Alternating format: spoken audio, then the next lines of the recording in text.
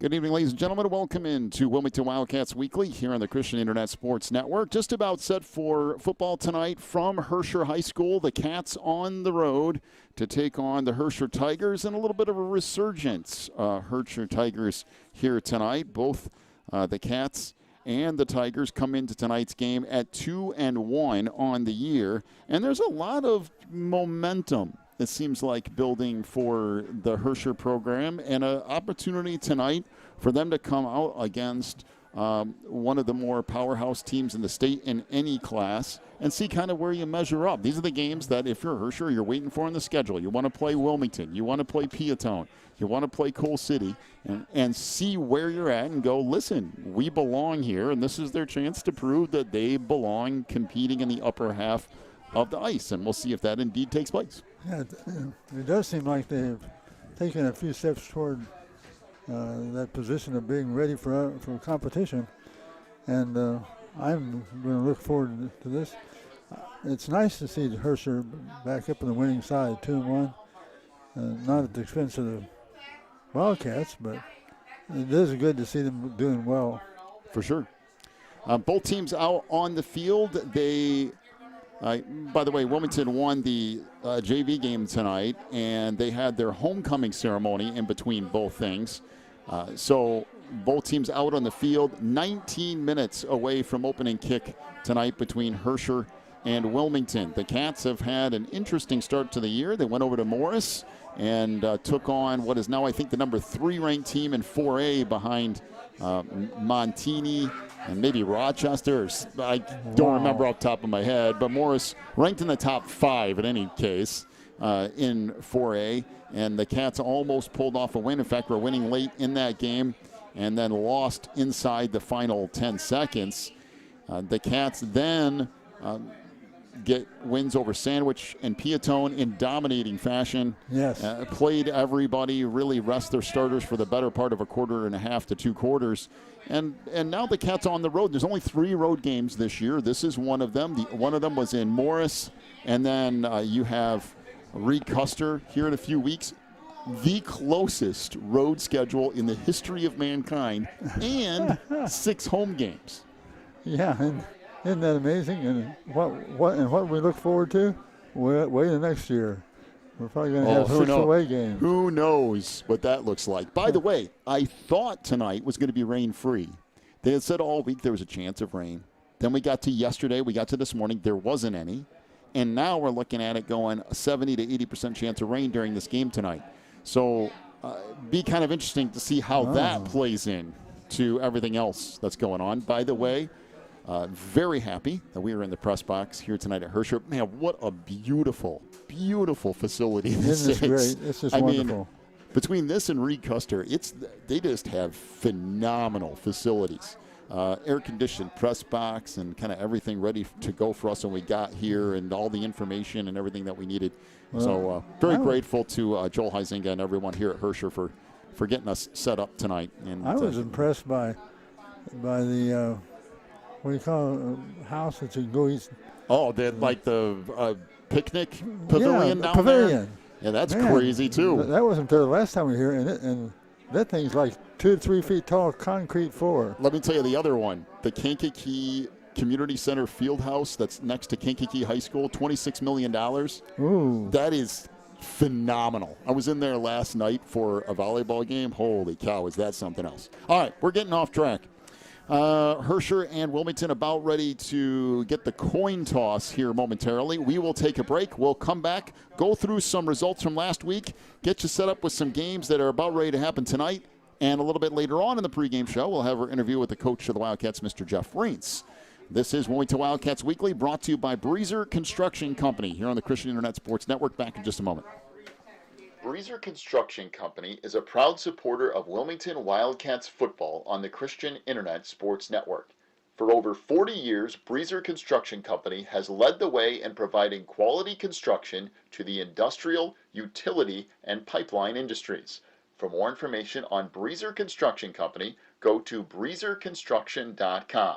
That's breezerconstruction.com. Or call 815-521-0900. The Wilmington Chamber of Commerce at wilmingtonilchamber.org represents Wilmington businesses in many ways, including Employee of the Month, job postings, a full directory, event listings, ribbon cuttings, and more. They are also proud to announce their office location at 616 Davie Lane in Wilmington. WilmingtonILchamber.org is the source for all things business related in Wilmington.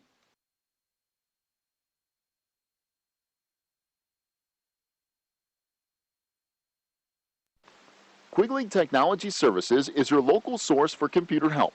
They have built numerous websites, including ours here at the Christian Internet Sports Network. Quigley Technology Services also specializes in virus removal, so your computer will get back to full speed now. And you can trust them for first-class computer repair, including free local pickup and delivery, plus on-site service, including after hours. Contact Quigley Technology Services at 815-293-7844 or stop by at quigtech.com. That's QUIG tech.com. This is Wilmington Wildcats Weekly, brought to you by the Breezer Construction Company as we get set for football tonight from Herscher. The 2-1 Herscher Tigers hosting the 2-1 Wilmington Wildcats here on homecoming for Herscher High School. All right, from last week, just some scores to run down. Wilmington was a 41-13 winner over Peatown, and the Cats probably could have won by more than that, but they pulled the plug midway through the third quarter, and Coach Tully over at Peatown did as well, asked for a running clock, even though it wasn't a 40-point lead. And a great deal of respect, by the way, for Peatown in that football program. They're always competitive. Always. And Coach Tully does a great job preparing his team to play Wilmington, but also taking care of his team. And by the way, as a parent and also as an athletic director, I have a great deal of respect for coaches that not only are competitive but care about player safety and getting other people involved. The utmost respect for Coach Tully over there at Peatown. Okay, so let's get through some other scores from last week. Herscher 28-23 over Mantino. Finished that thing up late and got the Tigers to 2-1 on the year. Reed Custer defeated Streeter 28-21. It was Coal City 49-0 over Bloom Township. Wow. And the Kohlers doing well, also ranked in Class 4A. Sandwich 32, Plano 30, Byron 35-7 over Oregon. When was the last time Byron didn't win by like 45 or 50 in the regular season? That's one. Yeah, that's one. They don't lose very often, and they seldom get below 50 points. Yeah, not very often that happens. Speaking of not very often that things happen, JCA is 0-3. Joliet Catholic starts off the year 0-3. And by the way, still ranked in the top 10 in their division in the state. Who have been playing the NFL? Well, they did play Fenwick last week, and they did play some other competition before that was really, really good. So they might be the best 0-3 team in the state. We'll see how that plays out. They lost to Fenwick 43-26 last week. Bishop McNamara, there's some rumors that they're back on the mend. They're 3-0. They beat Christ the King 52-6 last week. They also beat this Herscher team that we are going to see tonight. Montini 28-21 over Marist. Dwight in a shootout with Shelbyville last week, 51-49. Shelbyville gets the win over Dwight. Tuscola defeated Downs Tri-Valley 28-27. It was Sandwich 32, Plano 30. Can't remember what that thing is called. The war on something or other. It goes back to like 1890 or something, like 135 years or something. They've been playing that game. But Sandwich wins it 32-30 over Plano. Cremoni 49, Thornton 6. It was Providence 35-28 over Carmel. IC Catholic 33-12 over St. Ignatius. In the weirdest score of the week, Sandburg beat Naperville North 5-3. The oddest score ever, 5-3. By the way, speaking of odd scores, I was talking with Bill and Dennis at Catbackers the other night. Do you realize that there was a game Wilmington played in since we've been broadcasting, and I don't remember this, that they scored 4 points? The other team scored 4 points? Really? Wilmington was losing 4-0 and won 21-4, something like that? Did not realize that was. I don't remember it. Seneca 50, Clinton nothing. The smallest score of the week was not the 5-3 score. It was Chicago-Peyton 3-0 over Chicago-Taft. So there you go. Games from around the area tonight. Peatone at 1-2 will be at 0-1 Lyle. It's, of course, Wilmington at 2-1 at 2-1 Herscher, the game you got right here. Mantino 2-1 will be at Reed Custer, who's 2-1. Very good opportunity for Braidwood tonight. The Comets to come out and see what they have. Streeter 1-2 will host 2-1 Coal City. Bishop Mack at 3-0 will get 1-2 Chicago Christian. Pair of 0-3 teams, but man, what an 0-3 matchup this is between JCA and Marist. Who would have guessed those two teams would be 0-3? IC 3-0 hosts 2-1 Nazareth. Morris at 3-0 will host 1-2 LaSalle Peru tonight. Montini at 3-0 will host 3-0 Fenwick. Dwight at 2-1 will host 1-2 Ottawa Marquette. Byron at 3-0 will go to Stillman Valley, who's 2-1 tonight. Thornton, who we see momentarily at 1-2, will host Rich Township. And Sandwich will take on Johnsburg. All right, let's take a break. We'll come back. We'll get to your interview with Coach Raintz here as Wilmington Wildcats Weekly rolls on from Herscher High School, brought to you by Breezer Construction Company.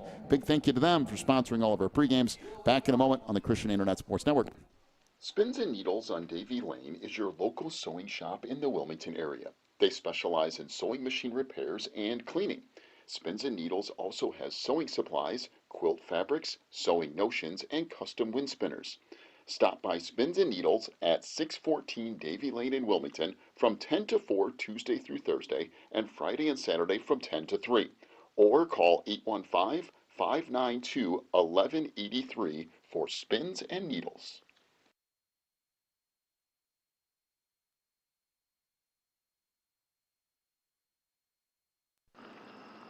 Welcome back here, Wilmington Wildcats Weekly, brought to you as always by Breezer Construction Company and joined by the head coach of the Wildcats, Mr. Jeff Raintz. Coach, back at home, a good solid win in the conference over Peatone, and a team that came in, we talked pregame, like, oh, they're going to go double wing, they're going to run the ball, we know what to expect, and then all of a sudden, it's shotgun formation, and they're throwing the ball all over the place. Yeah, they did. They changed up on us and went to the spread, which is a great call on Coach Telly's part. He's got a great quarterback in the Chenoweth kid, a great athlete. And so he gave him a lot of run-pass options during the game. I thought our kids, and I talked about this the other night after the game, I thought they did a great job of adjusting. We had to coach on the run and in a hurry, and our kids did a really good job with that. Offensively, I thought we were okay.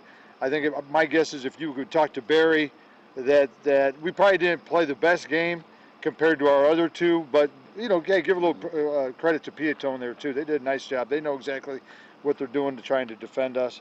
But we ended up having a 20-0 lead at half. I think the third quarter we really got going a little bit better. I thought we solidified some things defensively. I thought Moran, boy, did he have a really good game for us at that outside linebacker spot. And Kepman obviously had another good game, Billy. And our offensive line, if our kids are running like that, that means our offensive line is doing a really good job. So great team win.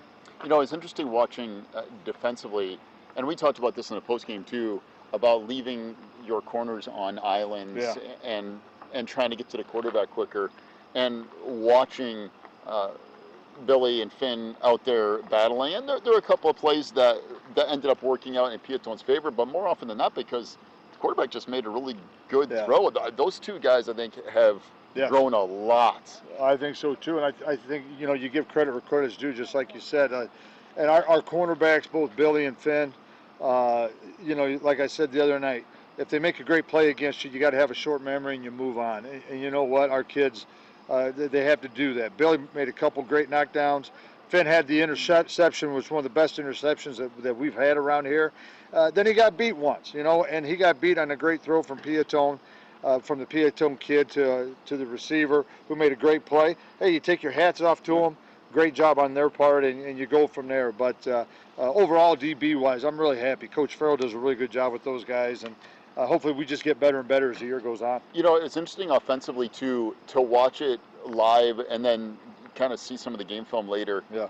About the amount of plays that happened on Friday that were one step away or like a fingertip away from a back breaking. Obviously, you had your touchdown runs too, but there was a lot there. Is like, oh wow, this could have been a lot bigger number if just a few small things happen to go your way. It really is, and that's the way football is. I think, I could pick out plays for us defensively that, we just barely made the play and tripped them up. From the naked eye standpoint, it was just a normal play. But look how close it could be. And isn't it amazing? You get 11 guys on one side, 11 guys on the other. You got pretty much 22 guys running into each other on chaos. And through all that mess, something happens. It could happen right, it could happen wrong, and you go from there. But the game is a game of inches as much as, it's on that 100-yard field. It's those inches are what you're looking to get for a game. So now you hit the road for one of the few times this year to go take on a Herscher team that's a little bit different than what it's been in the last few years. Had a really good game with Mantino the other night, went down, made a goal line stand. Of course, huge on the line. Herscher always seems to be that way. But kind of a little different hitch in the step going into this year. It really is, and I was saying to Catbackers the other night, I could tell in a couple plays watching their film that somebody else, that there was a difference. I could tell in their offensive line and defensive line play. I could tell in their offensive scheme. And then I found out that their old coach, John Wakey, who's a Hall of Fame football coach for Herscher, he's back in the mix there helping them out, and you can see they're more aggressive. They have some new coaches on staff that have changed up a few things. They've done a really nice job. They had a big win against Mantino the other night. They're feeling that they're a playoff football team, and as I look at them on film, I would agree that they're that type of football team. So we're going over there. It's going to be a tough atmosphere. They always have a good crowd. Hopefully our crowd travels well, but we're looking for a great contest. When was the last time you saw I formation in high school football? Well, I got to tell you what, I was saying to Catbackers the other night, I got to tell you, I would say got to be 10 to 12 years. Got to be 10 to 12 years. And I tell you what, it gets back to power football coming right at you. Obviously, that's something that we like too.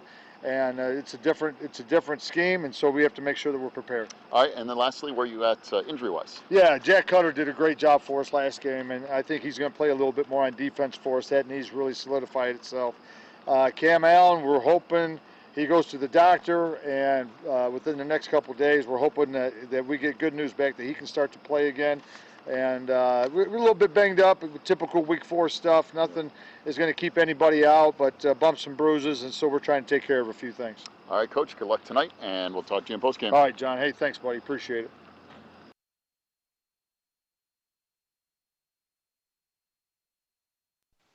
If you're looking for more information on Wilmington Wildcats football, then check out the Catbackers every Wednesday at 7 at Tuffy's. Each week, Coach Reentz goes over game film, takes questions from the audience, and presents the Offensive and Defensive Player of the Week awards. Plus, you'll get to hang out with other Wildcat fans and get the inside scoop on next week's game. So be sure to check out the Catbackers every Wednesday at 7 at Tuffy's.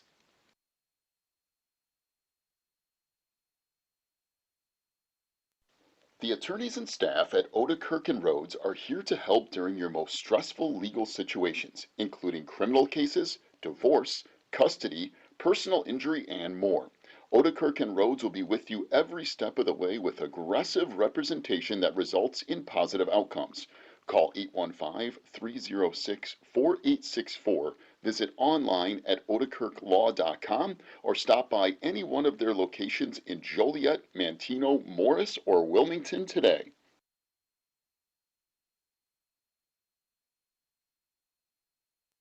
Teresa's Family Styling Salon in Wilmington is an all-ages salon that will style your hair for that special look. They offer cuts, perms, and coloring for any fashion. They also carry Paul Mitchell and Brocato products.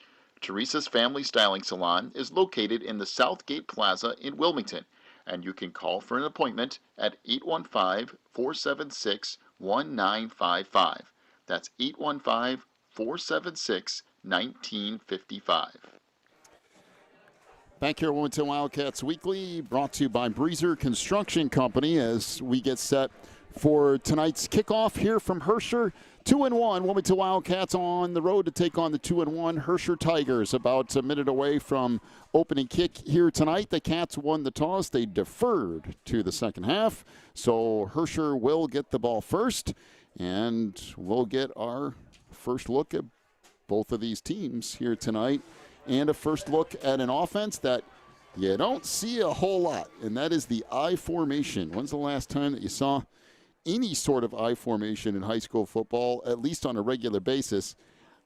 I certainly don't remember it. I will tell you the only I formation that I remember on a regular basis is back a few years ago when Wilmington ran the power I a number of times, but that was not the go-to formation for them during the season, and I think you'll see that a lot tonight for Herscher. And quite frankly, I really like using the I formation. I think high school football sets up very well for it. Letting a fullback get in the hole and do some extra blocking, I just don't see why other people don't use it. I think it makes sense. Well, you get your strongest, your biggest guy back deep in that formation to come straight at the line, and gives him an advantage of getting up ahead of steam before anybody gets a hold of him. We use that, Wilmington, we use that I formation to great advantage when we needed short yardage. But again, it wasn't our all-time formation, but it was just something to come in when we needed a couple of yards. So Herscher takes the field through the band here tonight. I do like the touch of the American flags, along with what I believe is the school flag as well. Like that. Looks good. It's classy. Herscher in their black uniforms tonight with gold numbers and gold trim on their helmets. Wilmington will be in the white jerseys, white helmets, and purple pants tonight. And the Cats will get set to kick off, and we'll see what Herscher has offensively. Well, here we go. What's this, game number 4 already? This is game number 4. I know it's shocking to everyone, but we are past a third of a season. And it's, every single year, it gets crazier and faster, and before you know it, there it goes. Most certainly does do that. All right, so Mason Roberts back deep for Herscher.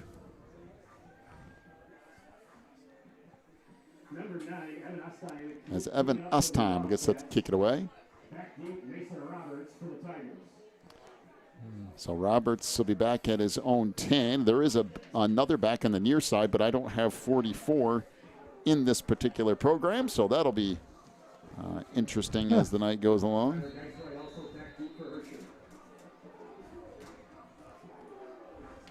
So the Cats will get set to kick it off here, back deep. There we go. And it will come down to the 15-yard line. Across the 20, 25, and out near the 30-yard line. And that's where Herscher will get things started here. So the Tigers, as we mentioned, using a lot of I formation this year, led by Tanner Jones, 6'3", 180-pound senior quarterback. And the Tigers have some dreams in mind this year, getting back to the playoffs and doing some damage. In order to do that, you're going to have to get some key wins. And when you're in a conference with Wilmington, Coal City, Piatone, Mantino, teams like that, you have opportunities, and they've already beaten Mantino. So one receiver to the far side, one back to the near. Jones under center, and the handoff goes to the fullback out of the I formation. Nothing doing.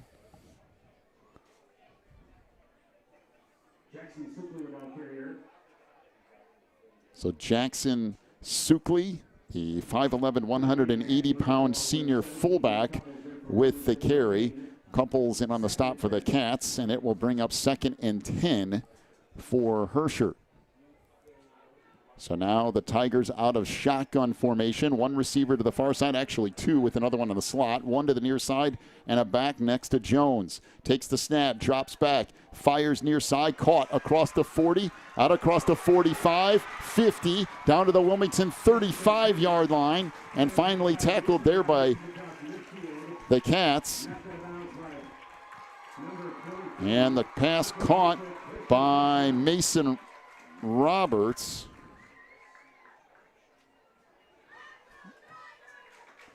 A gain of 36 yards on that pass play. And a Herscher first down to the Wilmington 34-yard line. Again, shotgun formation here. Two receivers to the near side, one to the far. Out of the shotgun is Jones with a back to his right. In motion is Brown. Handoff goes up the middle. And not a whole lot there for Alec Draper. So Draper will pick up about 4 yards. They give him I think more on that spot. They might back it up here. A gain of 3, bring up 2nd and 7 for Herscher. Back to the 31-yard line. So again, I formation here, actually triple I formation. Don't see that one too often. And Jones dropping back, rolls right side, trying to get around the edge, fires. It is incomplete. Down at the 20-yard line. Laird was the intended receiver, and back in coverage was Billy Moore for the Cats. And I had my glasses on to see down below, and I couldn't see what it was, but there was a cat chasing him right on his tail, right across and forced to pass. A little premature. So 3rd down and 7. Is it just me, or did they lose another yard on the spot? Wait, it went back a yard. It was at the 31. Now it's at the 32-yard line. They put it back a yard, and it was an incomplete pass. How is that possible? Shotgun formation, 2 receivers to the far side. Swing pass over to the near. And this down to the Wilmington 22-yard line. And the pass complete to Reed Laird. Kachuk on the stop. But it will be a gain of 10 yards and a Herscher first down. Now, we saw this a lot last week, and Coach Reens talked about it at Catbackers, this really quick pass game, because they're playing off a little bit with the corners. And obviously, Herscher saw Piatone be a little bit successful with that, so that's where they're going. But Coach Reens tonight, I think you're going to see him gamble more with corners coming up in coverage, and especially if they stay with this particular look. But right now, a little bit of a gap on either side. Out of the shotgun again. Handoff going on the sweep around the end and inside the 20, down near the 17-yard line. And Mason Roberts again on the carry for Herscher. Be a gain of 4 yards. It'll set up 2nd down and 6 for the Tigers. Well, I think now you're seeing what teams are going to try to do to the Cats. Spread it out and throw a bunch of short passes and just bring guys off end, because they know running straight at the Cats is probably not a good idea. So we'll see. We'll stay shotgun formation. 2 receivers to the far side, 1 back to the near. Jones with a back to his right. 2nd and 6 from the Wilmington 17. Handoff up the middle. Nothing doing. Maybe 2 yards. That'll be about it. Cats stack that up. Yeah. Go to that inside run like that, it doesn't go anywhere.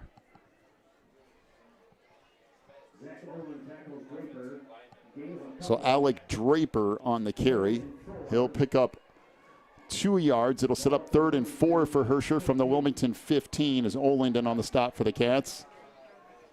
And again, for Wilmington, a look that they have not seen a lot from this team, which is shotgun formation, but I think you're going to see it a lot this year, particularly now that there's been some success with it. 2 receivers to the near side, 1 to the far, and a timeout to Herscher. So timeout Herscher, 8:09 to go opening quarter. The Tigers have been on the move. They'll face a 3rd down and 4 from the 15 when we come back after this on the Christian Internet Sports Network. Riverfront Lanes in Wilmington is the place for fun with family and friends. They have leagues and open bowling, along with all the extras, like bumpers for the kids and cosmic bowling. Riverfront Lanes is your party headquarters, too. Whether it's a birthday, company outing, or fundraiser, they can take care of you. Visit riverfrontlanes.com for hours and more information, or stop by at 402 South Water Street in Wilmington.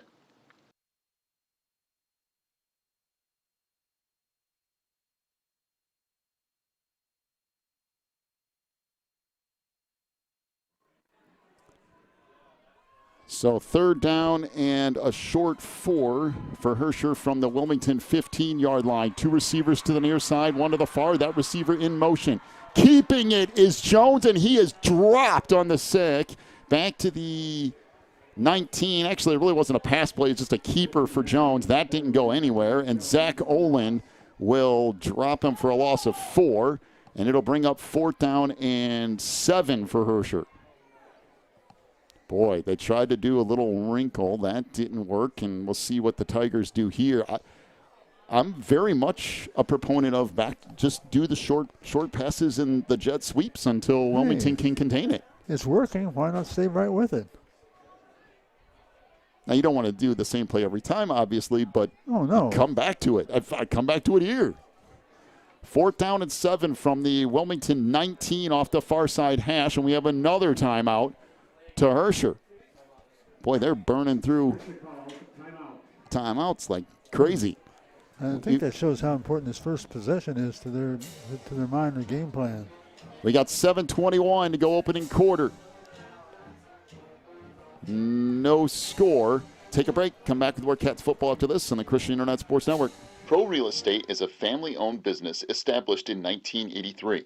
Its staff and sales agents work in all areas of real estate sales, from first-time homebuyers to experienced investors. Located at 506 South Water Street in Wilmington, clients are welcome to stop by to discuss their real estate needs or visit our website at pro-homes.net. For a private consultation, contact us at 815-476-7916.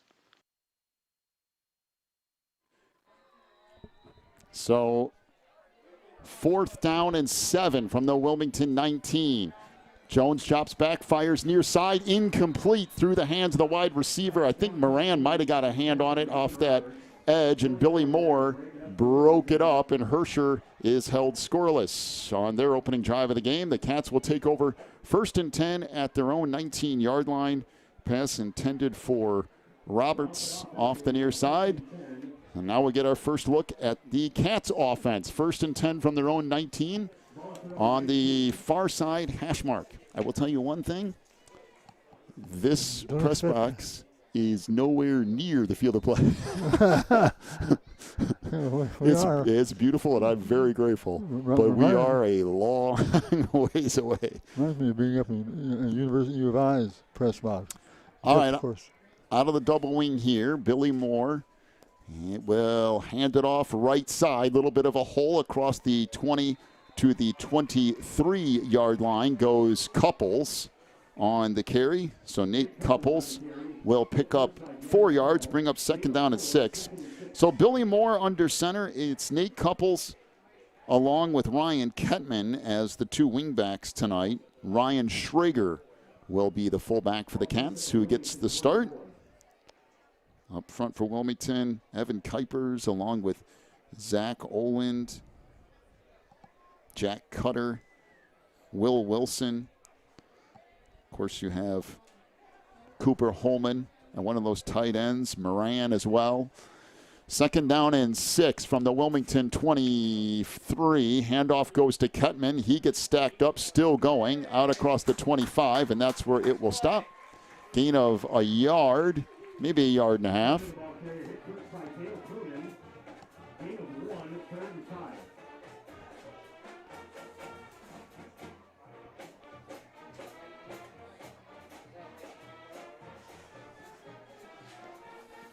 So that'll make it 3rd down and 4 after a gain of just about 2 yards. 5:57 to go opening quarter. The Cats on their first offensive drive of the game. So far, this Herscher defense being pretty stingy. Again, big gaps with the tight ends. Kettman in motion. Billy Moore going to keep it himself, and he's going to pick up the 1st down. Boy, what a weapon he has proven to be. Billy on the quarterback keeper will get 5 yards and a Wildcat self-storage 1st down as the clock will run. 5:38 to go here opening quarter. That's the problem for not just Herscher, but any defense. You have to now account for Billy Moore, too. And he's my most improved player. For sure. I will 100% back you up on that one. He has turned into such a weapon running the football for the Cats. 1st and 10 for Wilmington. Again, far side hash from their own 30-yard line. Out of the double wing, but wide double wing this time. Handoff, Kettman left side, and he almost broke it. Got tripped up across the 35 out to the 37-yard line. One more step. Roberts on the stop for Herscher, but not before a gain of 7. It'll set the Cats up with 2nd down and 3. from their own 37-yard line. Boy, that was real close. Boy, he just got his hand like on the top of his toes and tripped him up on that 1 foot. So the Cats face 2nd down and 3 from their own 37. Again, far side hash, 4:30 to go here in this opening quarter. I was looking for play clocks in this beautiful facility, but I don't see any. It's kind of interesting. Out of the double wing again, in motion, Kettman again. Handoff up the middle to the fullback, and just not a lot doing there. I believe that's Schrager who will pick up a yard, and it'll set the Cats up with 3rd down and 2. So Ryan Schrager, 5'7", 170-pound junior, will pick up a yard, 3rd down and 2. Herscher been pretty good defensively early here. I mean, that one shoestring tackle away from Kettman going for 80 yards or whatever, or 70 yards. But they've been pretty good. Yeah, they've shown up to play. And they don't have to wonder what Wilmington's going to do. It's true. You know, you just have to stop it. 3rd and 2 from the Wilmington 38, far side hash. Handoff right side, 1st down. Couples dragging a defender with him out across the 45, near the 46. That'll be a gain of 8 yards and a Wildcat self-storage 1st down. But the Cats just methodically moving the football. Nothing real fancy. Matter of fact, the only wrinkle so far has been the one quarterback keeper from Billy Moore. Everything else has been pretty straightforward. Yeah, to get that 1st down, that was it.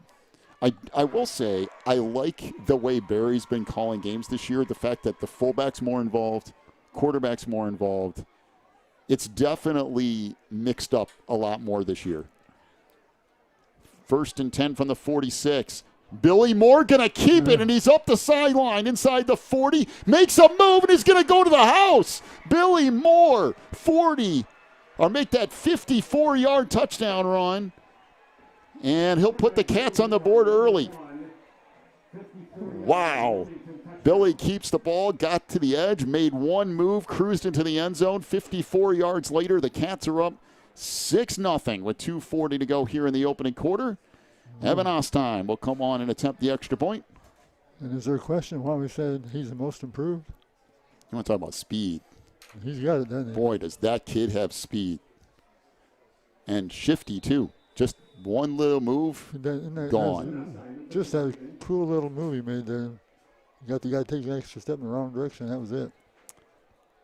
So Kuipers with the snap, the hold, and the kick from Ostheim is good. Finn Bryant with the hold. Cats lead at 7-0. 2:40 to go in the opening quarter. Take a break. Back with more Cats football after this on the Christian Internet Sports Network. Warren's Collision Center is now at 860 Easy Street in Braidwood. They accept all insurance companies, and as always, customer service is their top priority. Contact Warren's Collision at 815-458-3300, stop by online at warrenscollision.com, or visit in person at 860 Easy Street in Braidwood. Warren's Collision Center is open from 8 a.m. to 5 p.m. Monday through Friday. Warren's Collision Center, where they care beyond the repair.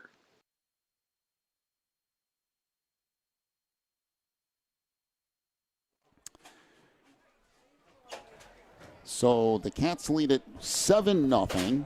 2:40 to go in the opening quarter. Evan Ostheim will tee it up again and get set to kick it off. Boy, what a run that was for Billy Moore. Again, though, I feel like for the Cats, having that little additional play is such a big bonus. And the fact that they have just consistently started to use him as a running back now. So it's not just like, hey, we're going to, randomly every now and then throw it in. It's consistently becoming part of the offense. And by the way, we have a delay here, and my guess is this is everybody looking at weather, because there was some rain not far away, and if that rain includes lightning, that would be a problem. And right now, both teams just standing out in the middle of the field. waiting for some sort of word here. That it's just a guess, but that's my guess. To be that quick a decision, I would say the weather is probably the culprit behind it all. So now they're going to call Coach Reitz over, and just when we got this game underway, it appears like we might have a delay. We'll see. As Reitz comes all the way across. Again, big thank you to everybody joining us on the network tonight, all over the place. Huge thank you to everybody that watches streams online but throws our audio over it too. I know even on away games, I know plenty of people that do that as well. Got people all over the state, quite frankly, all over the country checking in. We're very grateful for that. We ought to put out here sometime a plea to send us a note from where you're at listening to the football game. We've had some crazy places. For sure. It's been all over the world, and we've had a lot of stuff. So the Cats will get set to kick it off from their own 40. I've even had police officers from Wilmington say they've listened while out on patrol. I know there's a bunch of different restaurants and stuff in town that carry the home video, which of course has our audio on it, and sometimes the away games, and put our audio over that. We're very thankful for all of you, no matter where you're at, and checking in tonight. And the Cats will get set to kick off. So whatever it was, it wasn't serious enough to necessitate a decision yet, but I stress, keep in mind, yet. So the kick here will come down to the 18-yard line. 20 across the 30, 35, and up near the 39-yard line. Boy, that's a nice return. I'm talking about just deciding where you're going to go and go there.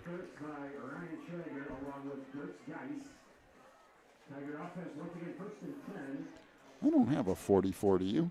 No, I don't. Okay. Now, 44 on the return. I wonder if he's wearing somebody else's number tonight. It could be, especially early on in the year. There's so many different changes that end up happening. I got a 45 if you want to adopt him. All right, so Herscher first and 10 from their own 40 off the near side hash mark. Two receivers split out to the far side and one back to the near. Tanner Jones out of the shotgun. 2:35 to go opening quarter. And Jones will take the snap. Cats sending extra pressure. Pass down the near sideline is incomplete. Boy, great coverage by Billy Moore. Doesn't have the height, but boy, does he know how to cover wide receivers. Got up and knocked that away from Mason Roberts, and it'll be 2nd and 10. I'm telling you. I really believe, and I've talked with Coach Reitz multiple times, I think the corners for Wilmington, even though they're small, are really, really good. For the island that you're putting them on, consistently. Like you said, there's been a few times that passes have gotten through, but not very many. And there's been a missed tackle here or there, but for the most part, they've just done a good job.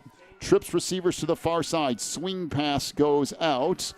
Across the 40, out to the 43 to Alec Draper. Draper will pick up about 3 yards, and it'll bring up 3rd and 7 for Herscher from their own 43 off that far side hash. And again, the Cats doing what they do. When teams pass, they're going to send pressure. In fact, Coach Reitz the other night said, we blitzed so much that we blitzed probably too much.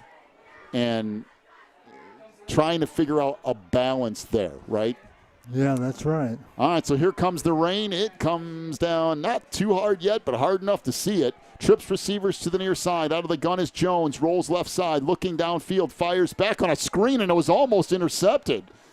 Knocked down at the line of scrimmage. I think that's Will Wilson who almost picked that off.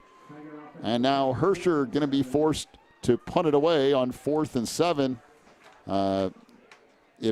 I think maybe Jones is also their punter. I can't imagine they're going to go for it on 4th and 7 from their own 43. But Jones will be in punt formation. Ryan Kettman back at his own 25-yard line as the rain starts to come down. And Umbrellas come out. Beautiful kick. I mean, that's one of the better punts I've seen this year. Hits at the 20, actually about the 18, and rolls sideways and will be down somewhere around the 18. That was a kick. That is a beautiful punt from Tanner Jones. You talk about hang time. The pros on the man want to take a look at him. That was something else. What the highest kick? Boy, it was, and long. Seen. I mean, you're talking, what is that? 40 yards in the air, because it hit after about 40 yards in the air and went sideways. It didn't get the bounce that he wanted, but wasn't bad. All right, so let's see what the Cats have here on their second offensive drive. 1:28 to go in the opening quarter. 1st and 10 from the Wilmington 18-yard line, and here comes Billy Moore. And again, no play clocks here, so I really have to keep an eye on this back judge. See whenever they start counting down. He hasn't done that yet, so the Cats have plenty of time here. Out of the double wing, Moore under center. Again, spread out on those splits with the tight ends. Handoff to Kettman, and he gets hit behind the line of scrimmage for a loss of a yard. Boy, that's some good hitting in the middle of the field by Herscher. Gavin Hull, 6'2", 200-pound senior middle linebacker. Really good hit. Bring up 2nd and 10. Again, though, we were talking about this in the car on the way over here. You could focus on Kettman and take him more or less out of the game plan. But then with Billy Moore in couples, it's really, really dangerous to put everything towards just Kettman. Then if you go, okay, we're going to focus on just Kettman in couples, Hunter? Then Billy Moore. And then Hunter, of course, rotates in. So, and the keep here by Billy Moore across the 20, out to the 23, near the 24-yard line. Good keep there for Billy Moore. Actually, a pretty good run. Got more out of that than I thought he would with 3 or 4 defenders out there. And it will bring up 3rd down and about 5 for the Cats after a gain of 5 there for Billy Moore. And that'll bring us to the end of the opening quarter. Cats lead at 7-0 over Herscher. And they will face a 3rd down and 5 out of this timeout. Take a break. Come back with more Cats football in a moment on the Christian Internet Sports Network. Quigley Technology Services is your local source for computer help. They have built numerous websites, including ours, here at the Christian Internet Sports Network. Quigley Technology Services also specializes in virus removal, so your computer will get back to full speed now. And you can trust them for first-class computer repair, including free local pickup and delivery, plus on-site service, including after hours. Contact Quigley Technology Services at 815-293-7844 or stop by at quigtech.com. That's QUIG tech.com. If you're looking for more information on Wilmington Wildcats football, then check out the Catbackers every Wednesday at 7 at Tuffy's. Each week, Coach Reentz goes over game film, takes questions from the audience, and presents the Offensive and Defensive Player of the Week awards. Plus, you'll get to hang out with other Wildcat fans and get the inside scoop on next week's game. So be sure to check out the Catbackers every Wednesday at 7 at Tuffy's. Teresa's Family Styling Salon in Wilmington is an all-ages salon that will style your hair for that special look. They offer cuts, perms, and coloring for any fashion. They also carry Paul Mitchell and Brocato products. Teresa's Family Styling Salon is located in the Southgate Plaza in Wilmington, and you can call for an appointment at 815-476-1955. That's 815-476-1955.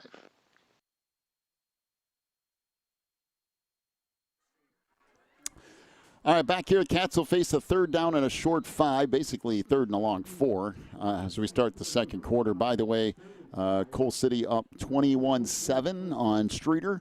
Reed Custer is in a weather delay, which we said is headed our way probably. In the neighborhood. Billy Moore under center. And pitch comes left side. This is Kettman, and he gets hit and dropped. Looked like there was a hole there, but not enough of one Looks like Dylan Bright comes up and makes the tackle. And it'll bring up 4th down and 2. Boy, that's a good defensive stop for Herscher. How many yards do you think he got? 3 yards, and it looked like Kettman had some room. But that closed in a hurry, and now the Cats going to be forced to punt it away. And for the first time in a while, really since the Morris game, the Wilmington offense stalls out. So the backup, Holman will get set to punt it away. And Mason Roberts back deep for Herscher.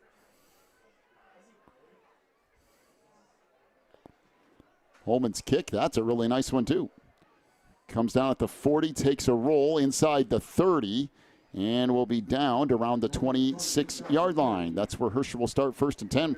Really, really good defensive stop for the Tigers. And if you're going to hang around in this game and have a shot, you need your defense to make some plays, and they're doing it. That was very good set of downs for the Herscher defense. Hey, that's something that weakens the Wilmington offense is when they don't have enough time to run a number of plays instead of what's to follow.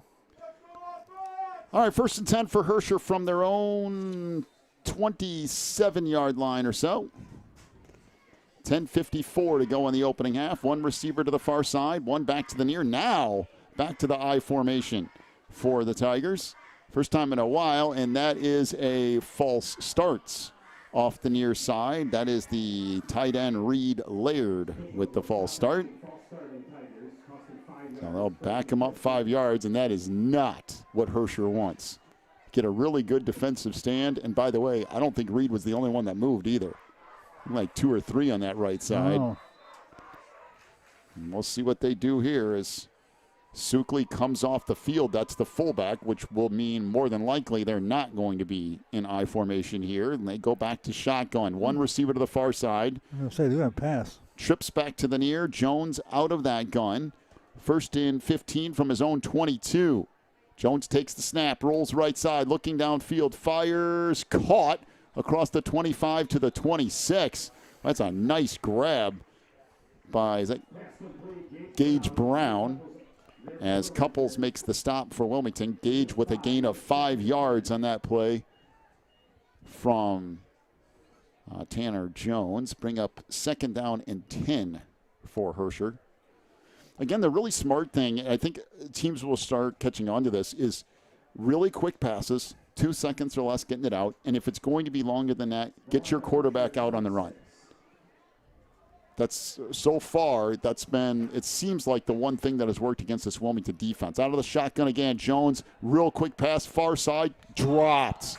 And I mean, that would have been an easy 1st down out to Mason Roberts. Billy Moore behind him a little bit, and the linebackers up front not back far enough. And that could have been, that's dangerous, some big time trouble. 2nd down, or make it 3rd down and almost 11. Boy, that was on the money from Mr. Jones as well. 10:06 to go in the half. 3rd down and 11 for Herscher. 2 receivers to the near side, 1 to the far. Jones out of the gun with a back to his left. Herscher really needing to pick up a 1st down here. Jones chops back, rolls right side, looking downfield, fires, incomplete, nowhere near his intended receiver. And that would have been Reed Laird near the 1st down marker, and Herscher going to be forced to punt the football away at 4th and 11 from their own 26-yard line. Good stand from the Cats defensively, but aided by a drop pass. And a penalty. The Wilmington offense really needs to figure something out. Yeah, they do. The kick here, another beautiful punt. Kicks at the 35 and will roll all the way down to the 22-yard line. And that's where the Cats will start 1st and 10. What a bounce. Boy, Tanner Jones can just flat out punt the football. Yes, he can. And I don't know if Kettman is just not returning the kick because it's so high he thinks he's going to bobbling or something. I'm not really sure why he's not returning it, but he's just let it go in the last couple of times. The height has allowed a guy or two to get down to cover the punt well. So make it a little harder for him, I guess. But, yeah, look forward to running it back. Let's see what Wilmington has here. Herscher, a great job defensively last go-around. By the way, 4, 5, 6 up on that defensive front for the Tigers here. Handoff left side. This is Kachuk, and there's just not a lot of room.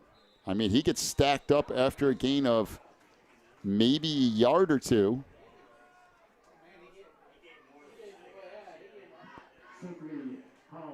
Bring up 2nd down and 8, so Kachuk with a gain of 2 yards.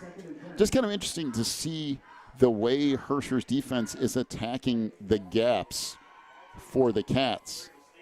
They got 6 guys up front, and they're trying to fill all of those available lanes, and Wilmington's having a little bit of trouble figuring out the defensive front.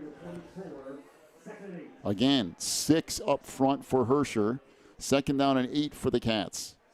And Billy Moore going to keep it around the far side. 25-30. Moore might go again across the 50, 40, 30, 20. And Moore finally tackled down around the 10-yard line. I thought for sure he was tackled after 5 yards.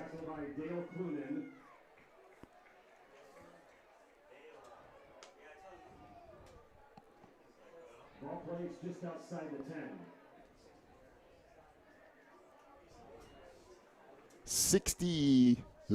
63 yards or so in that run. I kind of lost track. That is a Wildcat self-storage 1st down. What a scamper from Billy Moore. He has been the offense so far tonight. 1st and 10 from the 11-yard line of Herscher out of the double wing again. Tigers with a bunch of people up on that line. Kachuk inside the 10. Trying to struggle forward down near the 7-yard line. Hunter will pick up about 4 yards. Depending on where that marker is, we have a player down. And we have an official's timeout for an injured player for the Tigers. 8:09 to go in the opening half. Herscher is scratching and clawing, and they're keeping in this thing. We'll take a break. We'll come back and see if the Cats can put it in the end zone after this on the Christian Internet Sports Network. Pro Real Estate is a family-owned business established in 1983. Its staff and sales agents work in all areas of real estate sales, from first-time homebuyers to experienced investors.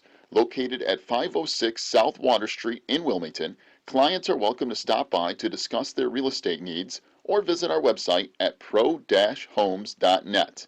For a private consultation, contact us at 815-476-7916. Breezer Construction Company is a proud supporter of Wilmington Wildcats football on the Christian Internet Sports Network. For over 40 years, Breezer Construction Company has led the way in providing quality construction to the industrial, utility, and pipeline industries. For more information on Breezer Construction Company, go to breezerconstruction.com. That's breezerconstruction.com. Or call 815-521-0900. The injured player for Herscher is Brock Crane, a 6'3", 220-pound defensive tackle who is a senior, and see if he can get back in there because that would be a big loss for Herscher.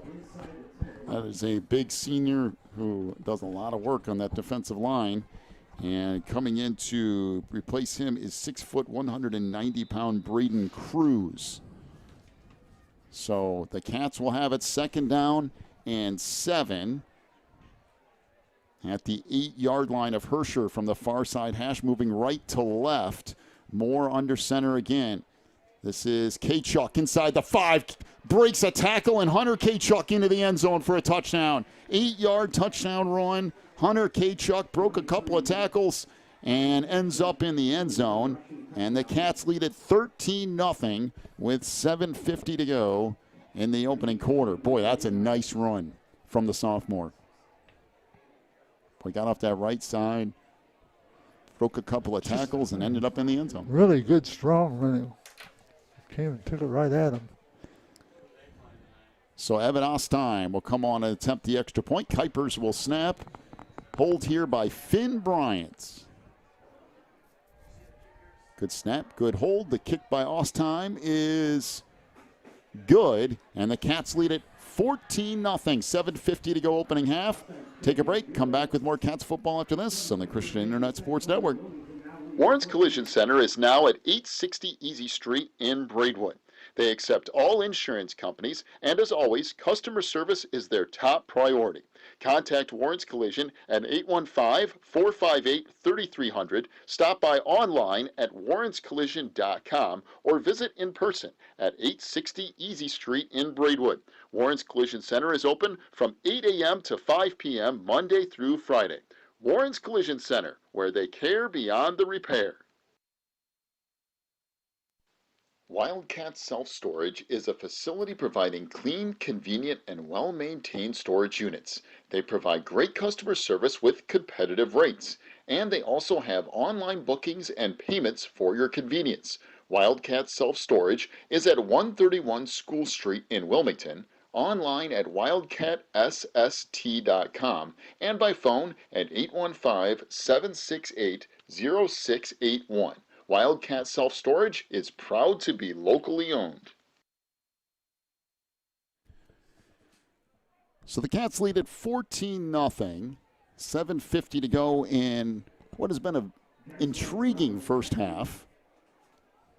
Herscher has made Wilmington work for their two scores, aided largely by huge Billy Moore runs. Oh. Yeah, he's at 100. I had it a while ago, like 120 yards. Yeah, so that's crazy for a quarterback. So this kick comes down to the 10, 15, 20, 25, 30, 35, and out to the 40 yet again. Well, the Cats have given up some big yards on kicks. Returns here.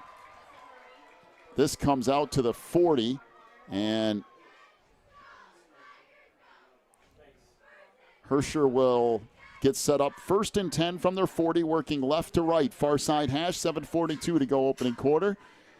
Been kind of interesting watching the Tigers and their mixture of offense tonight.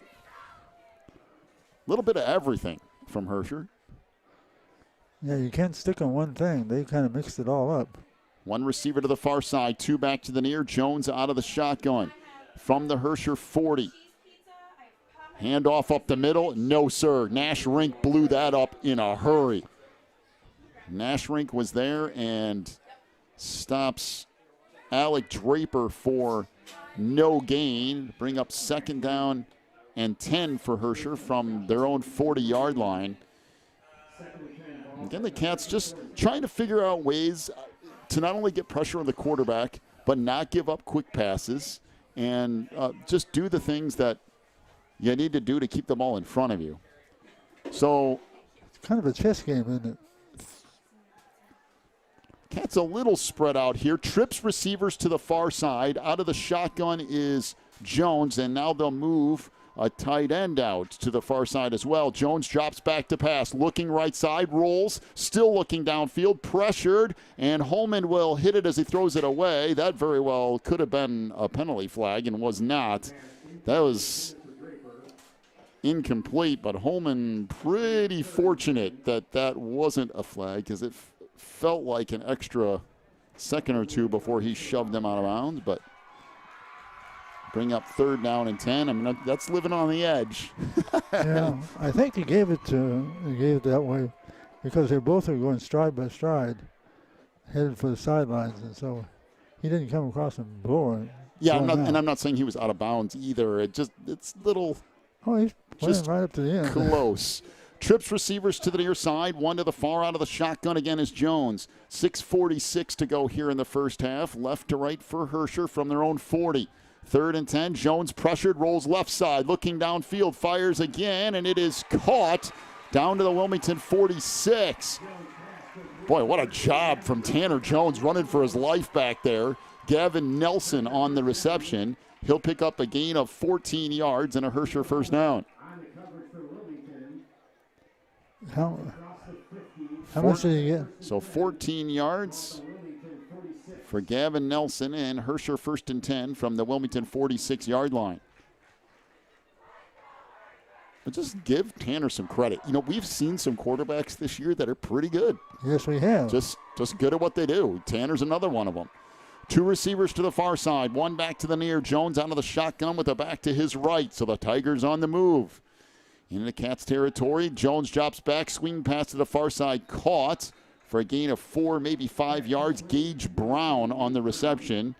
Finn Bryant over there on coverage for the Cats. A gain of about 3. It'll set up 2nd and 7 for Herscher. Gain of 3, 2nd and 7. But again, I feel like that's the only way to really attack the Wilmington defense. It's just Successfully, yeah. very, very quick pass plays. That's the only way. You got to get the ball away quick to negate the rush on the passer. So or roll them out like they've been doing tonight. 2 receivers to either side. Jones, 2nd down and 7, drops back, fires left side, caught again, down to the Wilmington 40. That's Gage Brown again. Good coverage out there for the Cats immediately. Brown will pick up 3, maybe 4 yards. Nate Couples out there for the Cats, a gain of 2, and it'll bring up 3rd down and 5 for Herscher. 3rd and 5. But for a fan base like Herscher, you go, it's 2 yards. It's 2 yards. It's 2 yards. But you know what else was short pass plays last night? Buffalo and Miami. Oh, yeah. It was the fewest number of pass plays downfield in an NFL game, and I forget how long. So trips receivers to the near side, 1 to the far again out of the gun. Jones drops back, pressured up the middle, and sacked back at the 45. Zach Olin. Woohoo. Wow. My goodness, Mr. Olin came through and blew that entire thing up in a huge loss. A gain or a loss of 11 yards in the sack from Oland, and now Tanner Jones going to have to punt it away. Oh, my goodness. Boy, he came through like a steam engine. He just ran over everybody, including the quarterback. The punt here, sky high yet again, and Ketman's going to say, nope, I'm going to let it roll. It's going to go inside the Wilmington 10. It's just some good punting from Tanner Jones tonight. Good quarterback play. He's punting the ball well, doing everything he can do. You know what that does for the Wildcats?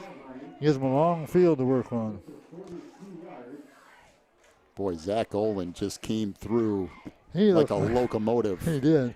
He just steamrolled everybody. Boom. And Tanner had no chance. So 1st and 10 for the Cats. Make sure to stick around for the halftime show, brought to you by Pro Real Estate at pro-homes.net. Look at your first half stats. Have a full check of the IHSA football scoreboard from Otakirk and Rhodes. And get you set for the second half as well. That's the halftime show from Pro Real Estate at pro-homes.net. 5 minutes here in this first half till we get to that. Out of the double wing, 1st and 10 for the Cats from their own 10. Near side hash working right to left. Billy Moore going to keep it again around the edge again. Across the 15, 20. Moore almost did it again. Got out to the 26 before he's grabbed by the shoulder and flung out of bounds. A gain of 16 yards and a Wildcat self-storage first down. And how many teams in the ICE conference are watching these games and going, uh-oh, now we have to do this too?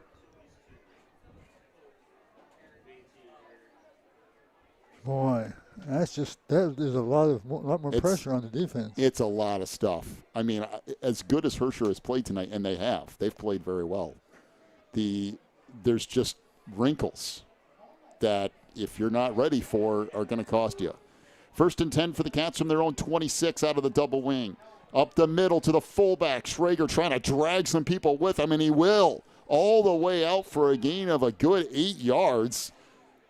Just carrying bodies with him, and he'll bring up Second down and 2 for the Cats. That's one of his better runs so far this year. What I love about this, and, we were talking too on the way here, the reason why I think Wilmington is so good this year and is going to be so tough to beat by anyone this year is the sheer number of options that the Cats have. There are options everywhere. You can't key on any one thing. Second and 2 for the Cats from their own 34. Again, far side hash. This is Couples off the right side. Nate will pick up the first down out to the 40 before he's finally drugged down. A gain of 6 more, and a Wildcat self-storage first down. Finally tackled on the play by Gavin Hall. And it is a Wildcat self-storage first down. Couples will check out, which usually means Mr. Kachuk will make an appearance. He's gotten a lot of carries tonight, too. I mean, a handful of carries, but for him, pretty busy night. He's had 3 carries for 14 yards. Down to 3:30 in this first half. The Cats really need to get moving if they want to get down the field here. First and 10 from their own 40-yard line. Off the left side, this is Kettman dragging people with him across midfield down to the 48. And that is enough for 12 yards and a Wildcat self-storage first down. Dale Cluning on the stop for Herscher. Cluning came up and made the tackle, but not before a first down. And by the way, again, one of the things I really like, deferring to the second half, score late in the first half and double dip and score early in the second half and get it a wide enough margin that you don't have to worry. If you do that, you can really put the pressure on the other team. First and 10 from the Herscher 48. Ball in the middle of the field this time. Again, right to left. Pitch comes left side. This is Kettman. Huge hole inside the 40. Gets a block from Holman downfield, and he's going to cruise into the end zone. Touchdown run for Ryan Kettman, 48 yards, and the Cats lead it 20-0 with 2:34 to go in the opening half. Wow. Kettman just has so much speed. There are 3 or 4 guys back there, but none of them could gain on him. And then he had 2 blockers that took care of 2 guys. I threw Holman's name out there, but really he was just kind of running in front of me. It's like, okay, I guess if you're going to stay over there, I'll just keep running here. So the Cats' offense finally starting to click a little bit here after Herscher had dug their heels in for the first quarter.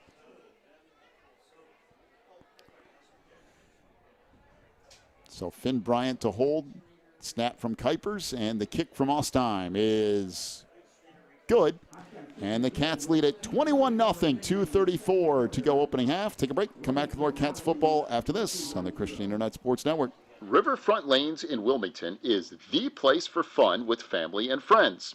They have leagues and open bowling along with all the extras like bumpers for the kids and cosmic bowling. Riverfront Lanes is your party headquarters too. Whether it's a birthday, company outing, or fundraiser, they can take care of you. Visit riverfrontlanes.com for hours and more information, or stop by at 402 South Water Street in Wilmington. The attorneys and staff at Odekirk & Rhodes are here to help during your most stressful legal situations, including criminal cases, divorce, custody, personal injury, and more. Odekirk & Rhodes will be with you every step of the way with aggressive representation that results in positive outcomes. Call 815-306-4864, visit online at odekirklaw.com, or stop by any one of their locations in Joliet, Manteno, Morris, or Wilmington today. So the Cats offense starting to click here in this second quarter. And Wilmington up 21-0, 2:34 to go in this first half. Evan Ostheim will kick off right to left this go around. You know, how many years have we been doing this? Well, it's been at least 20. Yeah, oh yeah. And it Maybe never a few more ceases to than that. amaze me. Kick down at the 15. 25 out to the 30-yard line goes number 44. And the Cats will. If anybody can tell us who number 44 is, we'd sure love to know. Give that young man some credit. I was trying to pick it up from the PA announcer, but I didn't get it that time. Next go round, I will. Oh, yeah, we could ask him So, at halftime. Herscher, 1st and 10 from their own 30-yard line off this near side hash. And if he gets a catch or a carry, I'll try to catch it just from the announcement. I formation for the Tigers, what we thought we were going to see tonight. Hand off to the second back through, and that's why we haven't seen much of it. That is Alec Draper. He goes nowhere. Matter of fact, lost a yard, and it'll bring up 2nd down and 11. And honestly, the Cats are not the team that you want to line it up and run straight at them. Like That's what I would not do. That's not the team for that.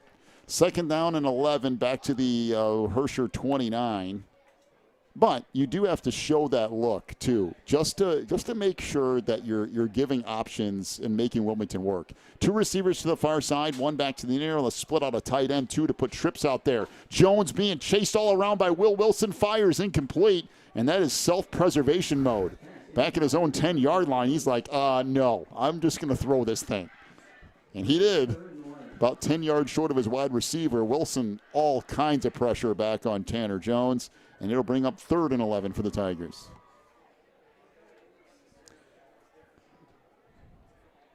So far, Jones is 6 for 13 in passing.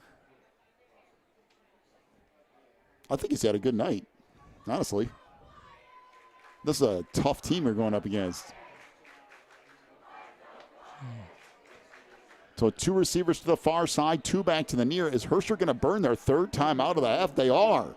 1:42 to go in the half, and the Tigers will go through their last timeout. They've gained about 70 yards on the ground in the air. 6 for 13.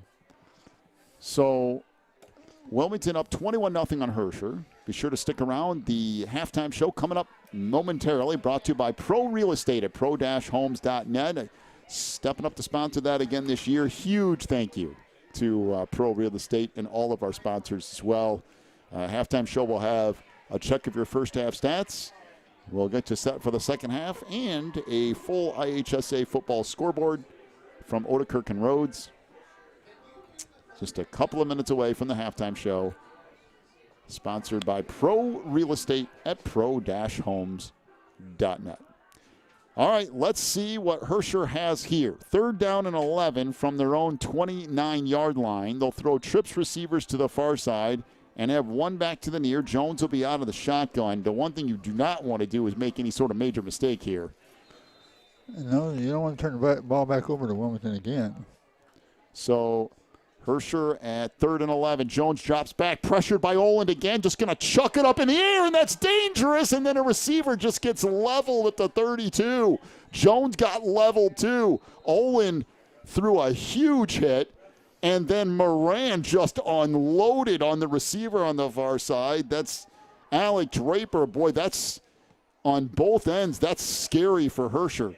Jones was scrambling and tried to chuck the football to the far side. It probably lucky it didn't get picked off. It was complete, but then 2 guys down for the Tigers, and Jones laying back at his own 10-yard line, and I really, really hope that Jones is okay, because that's one thing Herscher really can't afford to lose. No. And I'm telling you, when Zach Oland gets ahead of steam, you need to get out of the way, because that is a huge problem. And not only, I mean, he's a big kid, but he also has speed. He has a lot of strength, and Zach at 5'11", 240 pounds. Wow. And that is a legit 240 pounds. And him coming downhill, it's something. I can't blame Tanner for trying to get rid of the football, but That almost turned into a whole lot of things. Did the receiver catch it? Or He did, but it was a gain of 2, and Moran was out there and absolutely lowered the boom as well. Okay, now let me ask you another question. Who caught it for 2 yards?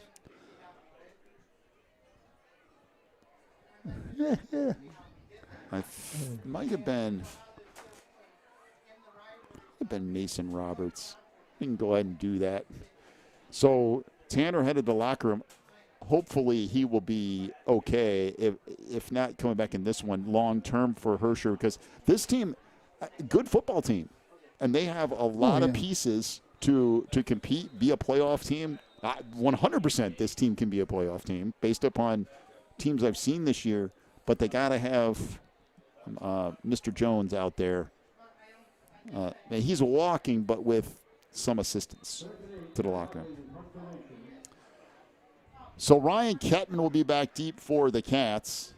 Wilmington looking to tack another score on, and then they get the ball to start the second half as well. This kick taken at the 40. Kettman across the 45, and will be tackled up at the 47. We do have a flag that came in. Olin in the middle of some other stuff, too. And he was kind of right. And when they tackled and threw him over, they went over on top of a body, and he never touched the ground. I don't think. So let's see what the penalty here. It is a penalty against the Cats. It's a block in the back on Wilmington. So that'll back it up to the Wilmington 38 far side hash. Now, do the Cats have a 2-minute offense? I don't know. Do you want to practice a 2-minute offense? Yes, I know what it is. Give it off to Billy.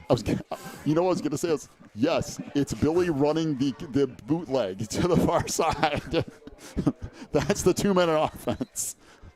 All right, 1st and 10 for the Cats. Own 38-yard line, far side hash, working right to left. 1:23 to go in the half. Cats looking for another score. And more up under center. Pitches it right side. This is Kachuk across the 40, 45, midfield. Kachuk inside the 40, inside the 30, and finally thrown to the ground at the 28. A gain of 35 yards for Hunter Kachuk up the far side, and it is enough for a Wildcat self-storage first down to the Herscher 28. 108 and counting for the Cats. Out of the double wing again, Moore under center. Takes the snap, pitches it back to Kachuk inside the 25, down to the 22 before he's slung to the ground. And they're going to say that he is out of bounds on the far side. Either that or a timeout. Timeout to Wilmington. So Kachuk on the carry. He will get 5 yards. Wilmington will burn a timeout. That'll be, I believe, the first of the half for Wilmington. Yes, I think so. Take a break. Come back with more Cats football after this on the Christian Internet Sports Network. Spins and Needles on Davie Lane is your local sewing shop in the Wilmington area. They specialize in sewing machine repairs and cleaning. Spins and Needles also has sewing supplies, quilt fabrics, sewing notions, and custom wind spinners. Stop by Spins and Needles at 614 Davie Lane in Wilmington from 10 to 4 Tuesday through Thursday and Friday and Saturday from 10 to 3.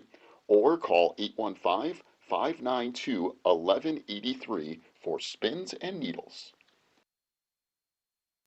The Wilmington Chamber of Commerce at wilmingtonilchamber.org represents Wilmington businesses in many ways, including Employee of the Month, job postings, a full directory, event listings, ribbon cuttings, and more. They are also proud to announce their office location at 616 Davie Lane in Wilmington. WilmingtonILChamber.org is the source for all things business related in Wilmington. All right, so the Cats knocking on the door again. 2nd and 5 from the Herscher 23-yard line. Again, far side hash. Everything packed in this time. Not those wide splits anymore. More under center in motion. Kachuk And Billy Moore keeps it again inside the 20, makes a move, breaks a tackle inside the 15. Moore gets out of another tackle and is into the end zone. Billy Moore's like a one-man wrecking crew. 23-yard touchdown run for the Cats. I saw it, and I don't believe it. You had to see that. Wow. Like, that's just... I've seen a few runs this year from Billy Moore, but he's turned into like a magician. Like I didn't think he had any business getting to the end zone on that, and he did. 27-0 the lead for the Cats. 46 seconds to go here in the opening half. Evan Ostheim on to attempt the extra point.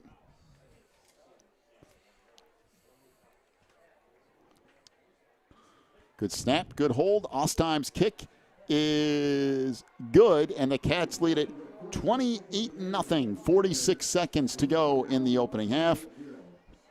Take a break. Back with more Cats football after this on the Christian Internet Sports Network. Quigley Technology Services is your local source for computer help. They have built numerous websites, including ours, here at the Christian Internet Sports Network. Quigley Technology Services also specializes in virus removal, so your computer will get back to full speed now.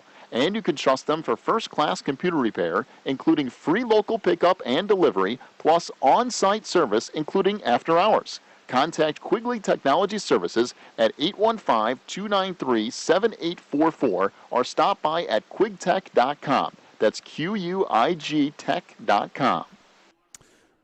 So the Cats will get set to kick it off.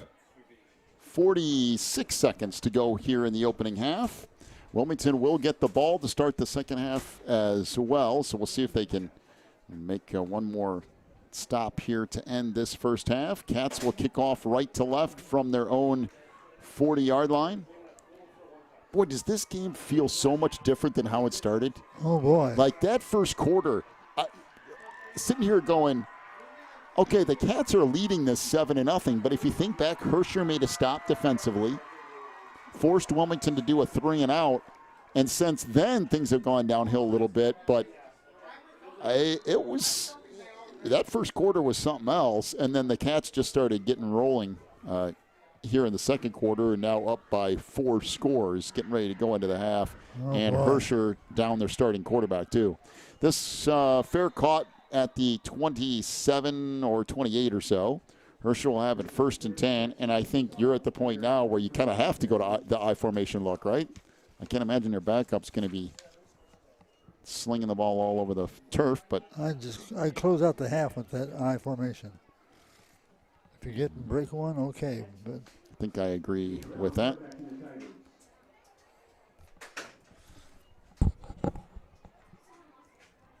All right, so Herscher will take over 1st and 10.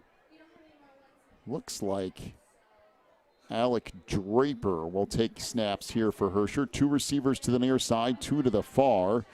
Interesting that there's still a lot of the shotgun here.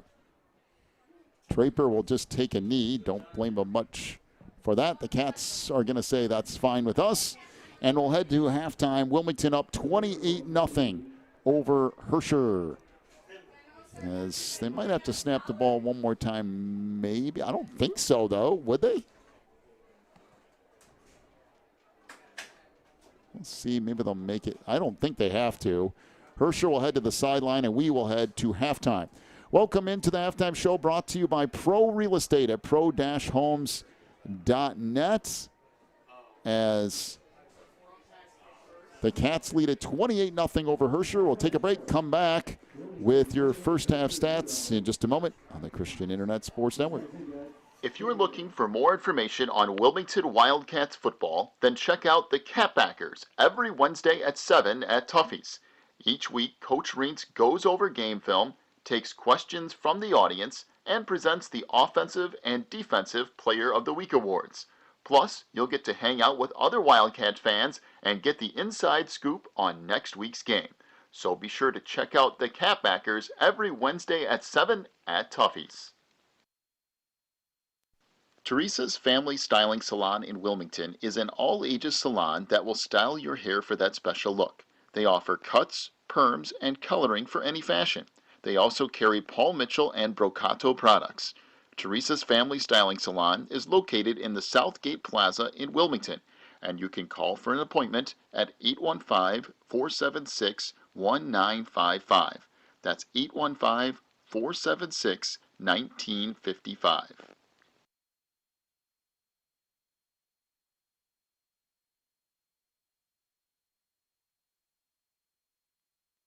Pro Real Estate is a family-owned business established in 1983. Its staff and sales agents work in all areas of real estate sales, from first-time homebuyers to experienced investors. Located at 506 South Water Street in Wilmington, clients are welcome to stop by to discuss their real estate needs or visit our website at pro-homes.net. For a private consultation, contact us at 815-476-7916. Breezer Construction Company is a proud supporter of Wilmington Wildcats football on the Christian Internet Sports Network.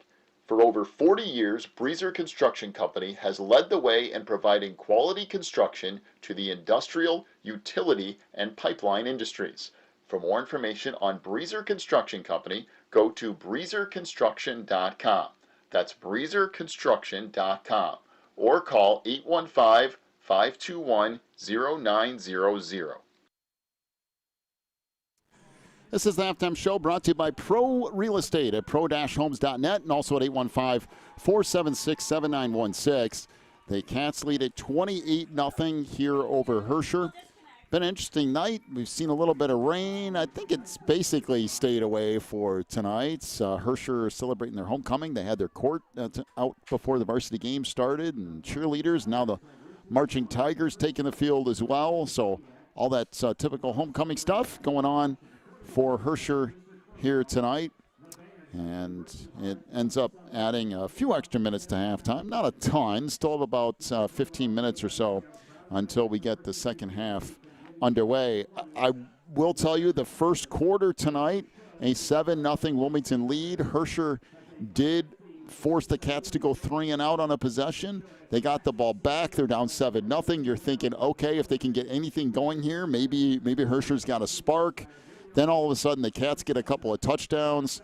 Tanner Jones was running around for his life on a third down and threw the ball sky high and got flattened by Zach Olin. That put Tanner Jones out of the game.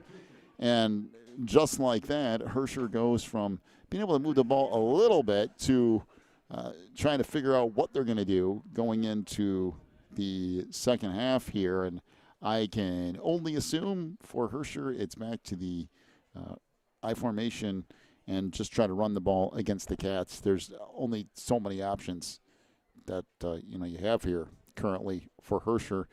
And Wilmington doing what Wilmington does, which is ball control offense, make stops on defense, and just hammer away until you find a crack, expose it, and then all of a sudden you're off to the races. And that's where the Cats are tonight, up 28-0 on Herscher. Again, our halftime show brought to you by Pro Real Estate at pro-homes.net and at 815-476-7916.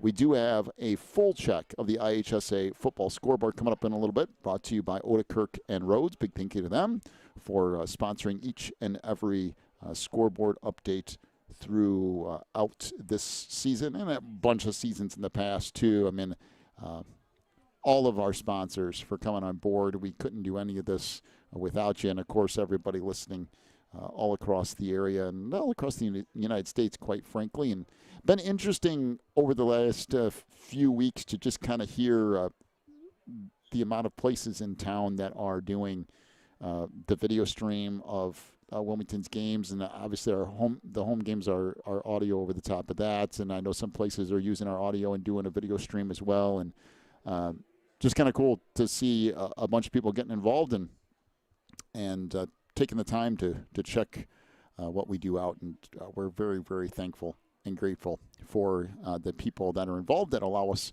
to do this each and every Friday, and hopefully for a lot of Saturdays as we move on into the fall. Got some games going on around the area. I know last time we heard Reed Custer was in a weather delay. We'll get back to that and see where they were at. Coal City was having no problems with Streeter either. I think we just about have your first half stats for you, so I'll take a quick break. We'll come back. We'll get to those first half stats. Billy Moore running like a wild man. I think he just scored another touchdown from 30 or 40 yards out. And we'll give you that whole total, and then after that, we'll have the football scoreboard from Odekirk and Rhodes. Okay? Take a break, come back. Actually, let's just do it now. I was going to take a break, but no, we'll just do it now as that gets wrapped up. Let's go to Herscher's side first. Rushing the football, Tanner Jones, 2 rushing attempts for minus 15 yards, so a negative 15 yards. Alec Draper, 5 carries for 7 yards. Mason Roberts, 1 carry for, is that 4 yards? 41 yards. Or 4 yards? In any case, Herscher, 9 carries, 34 yards in that first half. Through the air, Tanner Jones, 6 of 14 for 68 yards. He connected with Gavin Nelson 1 time for 14 yards. Gage Brown, 3 receptions for 10 yards. Reed Laird, 1 reception for 10 yards. And Mason Roberts, 2 receptions for 38 yards. 68 yards through the air, 34 on the ground. That's 102 yards of offense for Herscher, roughly, here tonight. If you come back to this later and you're like, this wasn't exactly on the money for yardage, it's close, okay? Like, what are you demanding from us? Perfection? All right, but we're doing our best to at least keep it relatively close to what it is. For Wilmington, rushing the football, Billy Moore, my goodness, has that kid had a night tonight. 6 rushing attempts, 165 yards and a touchdown for Billy Moore. Ryan Kettman, 6 carries for 70 yards tonight. Nate Couples, 3 carries for 18 yards. Hunter Kachuk, 5 carries for 44 yards and a touchdown. Ryan Schrager, 2 carries for 9 yards. The Cats with 236 yards on the ground and 4 touchdowns in that first half. And they outgain Herscher 236 to 102. All right, we'll take ourselves a timeout. We'll come back. We have a full check of the IHSA football scoreboard from Odekirk and Rhodes. We'll do that after this. Big thank you to Pro Real Estate at pro-homes.net and at 815-476-7916 for sponsoring the halftime show. Scores up next. Back after this. Warren's Collision Center is now at 860 Easy Street in Braidwood. They accept all insurance companies, and as always, customer service is their top priority. Contact Warren's Collision at 815-458-3300, stop by online at warrenscollision.com, or visit in person at 860 Easy Street in Braidwood. Warren's Collision Center is open from 8 a.m. to 5 p.m. Monday through Friday. Warren's Collision Center, where they care beyond the repair. Wildcat Self-Storage is a facility providing clean, convenient, and well-maintained storage units. They provide great customer service with competitive rates, and they also have online bookings and payments for your convenience. Wildcat Self-Storage is at 131 School Street in Wilmington, online at wildcatsst.com, and by phone at 815-768-0681. Wildcat Self-Storage is proud to be locally owned. Riverfront Lanes in Wilmington is the place for fun with family and friends. They have leagues and open bowling along with all the extras like bumpers for the kids and cosmic bowling. Riverfront Lanes is your party headquarters too. Whether it's a birthday, company outing, or fundraiser, they can take care of you. Visit riverfrontlanes.com for hours and more information, or stop by at 402 South Water Street in Wilmington. Back in the halftime show, brought to you by Pro Real Estate at pro-homes.net and also at 815-476-7916. We are 8 minutes or so away from half number 2 here on the network. And as we do each and every week, time for a full check of the IHSA football scoreboard brought to you by Odekirk and Rhodes. Let's start in the Illinois Central 8. Mantino, Reed Custer, have not started yet. Matter of fact, if we get done with this game and leave quick enough, you can go watch the second half of the Reed Custer game, because that's about going to be the case. 8:45 listed as the start time for Mantino and Reed Custer tonight. A pair of 2-1 teams. The reason is weather moving through, some lightning and other things. I think, well, at homecoming too. And I think there was some discussions tonight too about weather that was somewhere nearby, but it never materialized close enough to Herscher. So we've kind of kept clear of all that. Other scores, well, I was listening to the Friday Night Drive podcast, and they have their picks like they're supposed to be their for sure picks, and somebody picked Coal City to beat Streeter tonight. That was a good pick. The Kohlers up 49-7 on Streeter. That game is at halftime, and the Kohlers are up 49-7. Piatone, by the way, gets a win tonight. It was the game that they were supposed to have with Lyle. Lyle, of course, dropped out, so Piatone had the option of playing a game or getting a win. They picked the game, or get the win.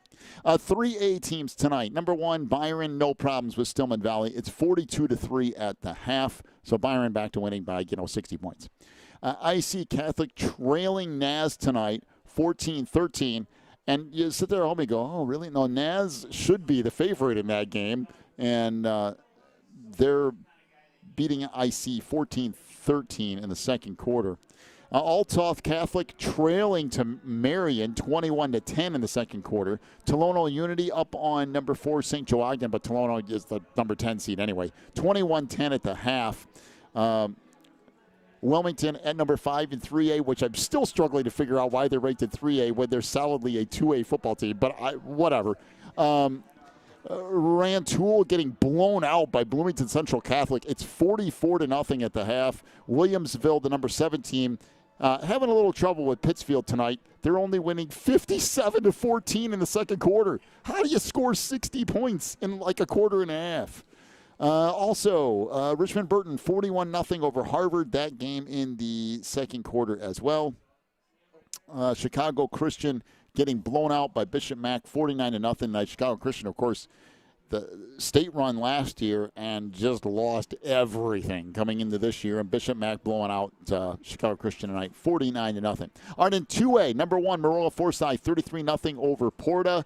It's number 2, Rockridge 14-6 over Erie Prophetstown. That's in the second quarter. Number 3, Farmington 28-0 over Illini West. That's at the half. Seneca, a 14-14 tie with Genoa Kingston tonight at the half. Genoa, a 1-2 team. So Seneca getting some a little bit of a battle tonight. Westville, number 5, again, no problems. 62-6 over Georgetown Ridge Farm. In the second quarter, 62 points. What is with these games? People are scoring 60 points in like 15 minutes. Johnston City, 14-6 over El Dorado. That's at the half. Tri-Valley, been down there for the playoff game relatively recently.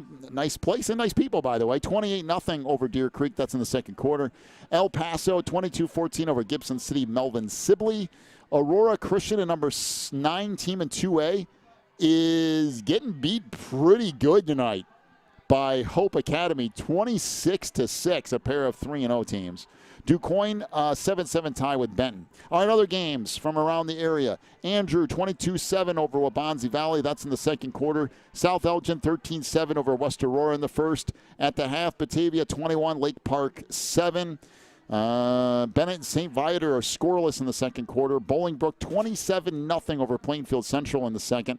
Bradley Bourbonnais, 21-14 over St. Mary's Southside out of St. Louis. That's an interesting one tonight.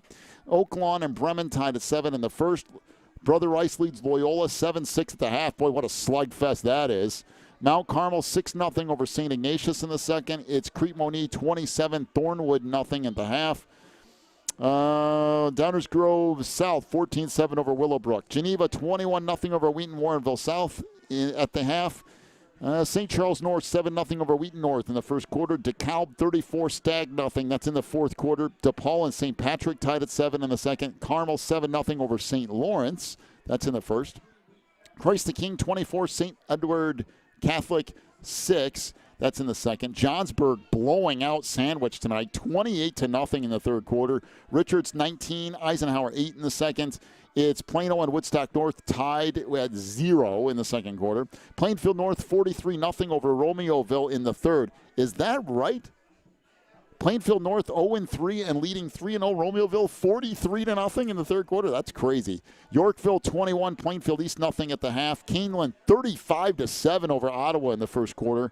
Oswego 17, Plainfield South 7 in the second. Oak Forest 13-7 over Thornton Fractional North. That's in the second. Fremd and New Tree are tied at 7 at the half. It's Naperville Central 17, Neuqua Valley 7 at the half. Moments 20-14 over Hoopston. That's in the second quarter.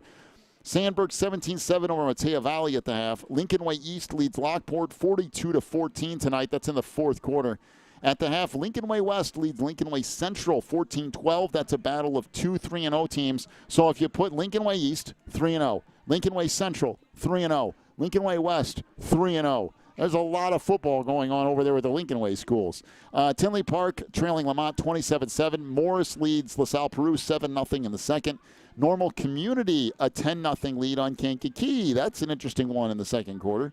Minooka 10, Joliet West 0. That's in the fourth. Joliet Central 10-0 over Oswego East in the first. Joliet Catholic tied at 7 with Marist, a pair of 0-3 teams.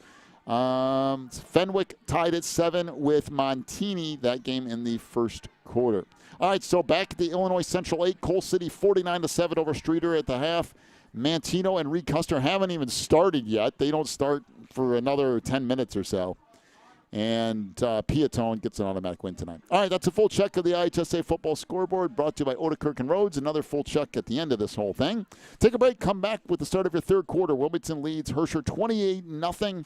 Halftime shows been brought to you by Pro Real Estate at pro-homes.net and also at 815-476-7916. Back in a second. The attorneys and staff at Odekirk and Rhodes are here to help during your most stressful legal situations, including criminal cases, divorce, custody, personal injury, and more.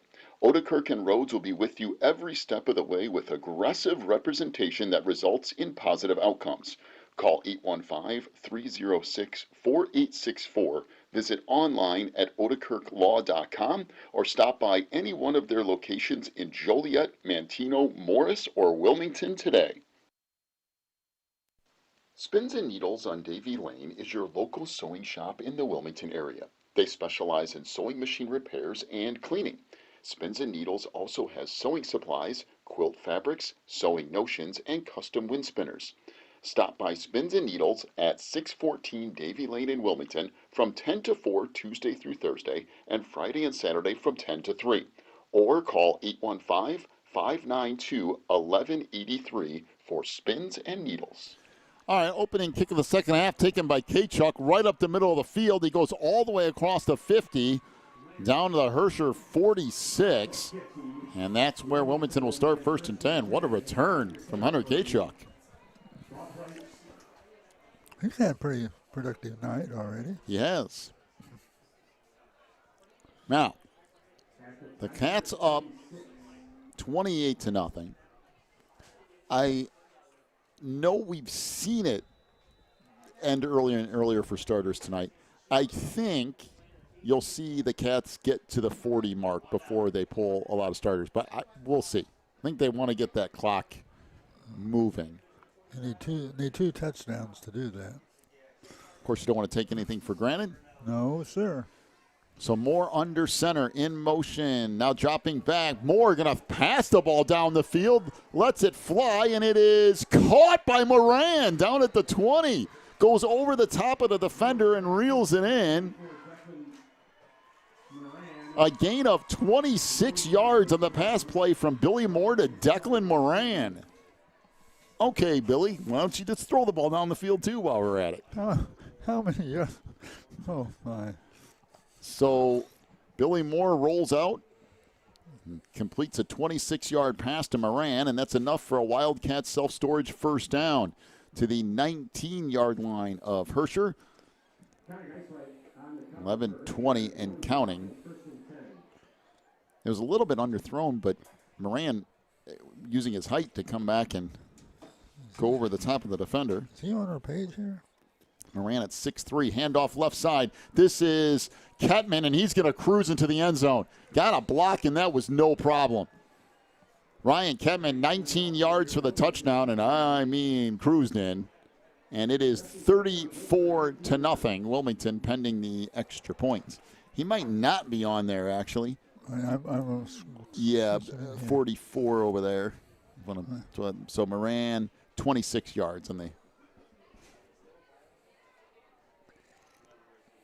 reception. So, and then whose touchdown was?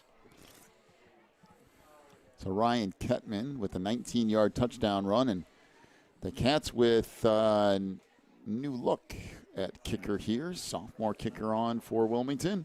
Good snap, good hold. The kick is good, and Wilmington leads it 35-0. 11 minutes to go in the third. Take a break. Come back with more Cats football in a moment on the Christian Internet Sports Network. The Wilmington Chamber of Commerce at wilmingtonilchamber.org represents Wilmington businesses in many ways, including Employee of the Month, job postings, a full directory, event listings, ribbon cuttings, and more. They are also proud to announce their office location at 616 Davie Lane in Wilmington. WilmingtonILChamber.org is the source for all things business related in Wilmington. Quigley Technology Services is your local source for computer help. They have built numerous websites, including ours here at the Christian Internet Sports Network. Quigley Technology Services also specializes in virus removal, so your computer will get back to full speed now. And you can trust them for first-class computer repair, including free local pickup and delivery, plus on-site service, including after hours. Contact Quigley Technology Services at 815-293-7844 or stop by at quigtech.com. That's QUIG tech.com.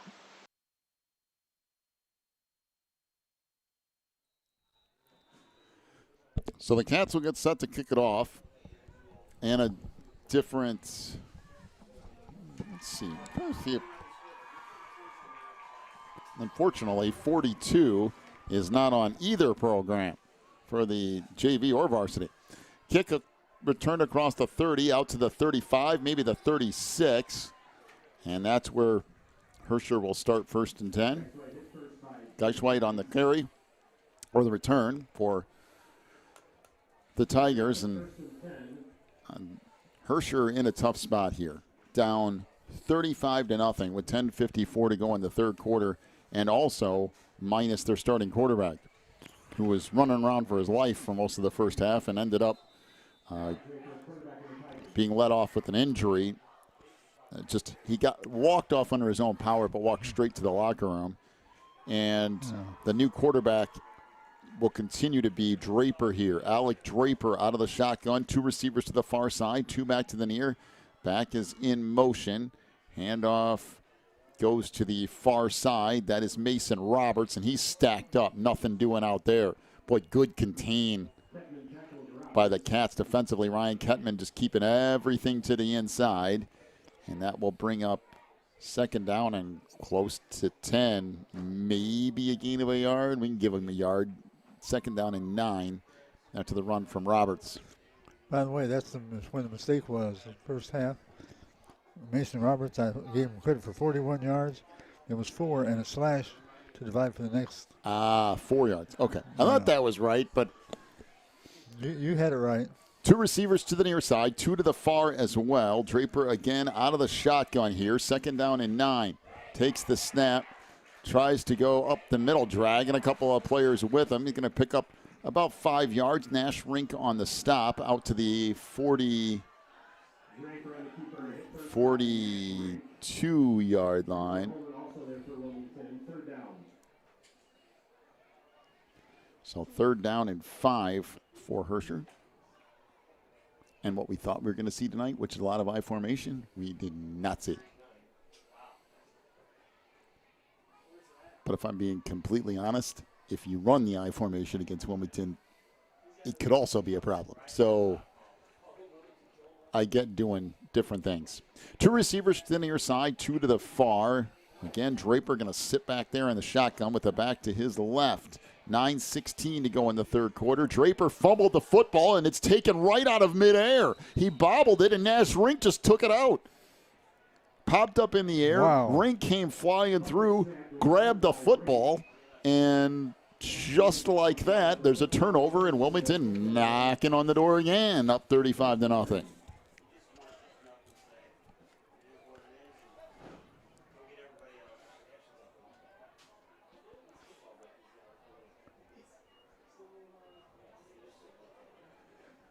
So the Cats will have it 1st and 10. We'll see. I think you'll see maybe the first team defense for one more go at it here. Maybe not, though, because it looks like they're already using a timeout and going deep into the bag here. So the Cats up 35-0, 9:11 to go in the third. Take a break, come back with more Cats football in a moment on the Christian Internet Sports Network. If you're looking for more information on Wilmington Wildcats football, then check out the Catbackers every Wednesday at 7 at Tuffy's. Each week, Coach Reentz goes over game film, takes questions from the audience, and presents the Offensive and Defensive Player of the Week awards. Plus, you'll get to hang out with other Wildcat fans and get the inside scoop on next week's game. So be sure to check out the Catbackers every Wednesday at 7 at Tuffy's.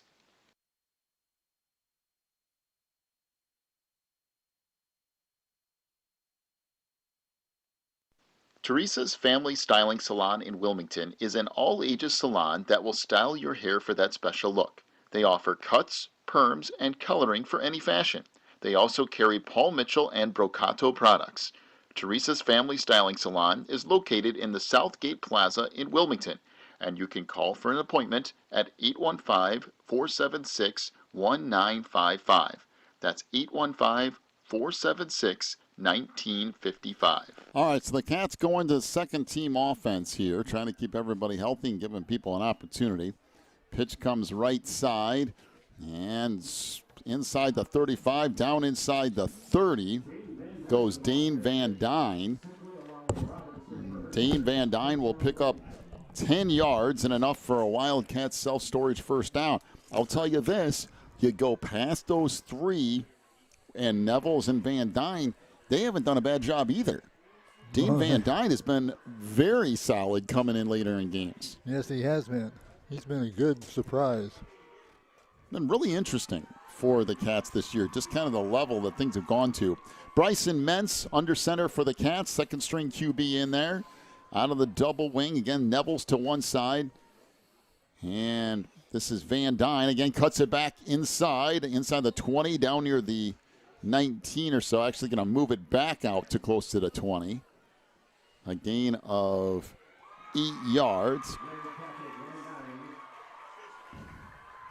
Bring up second down and 2.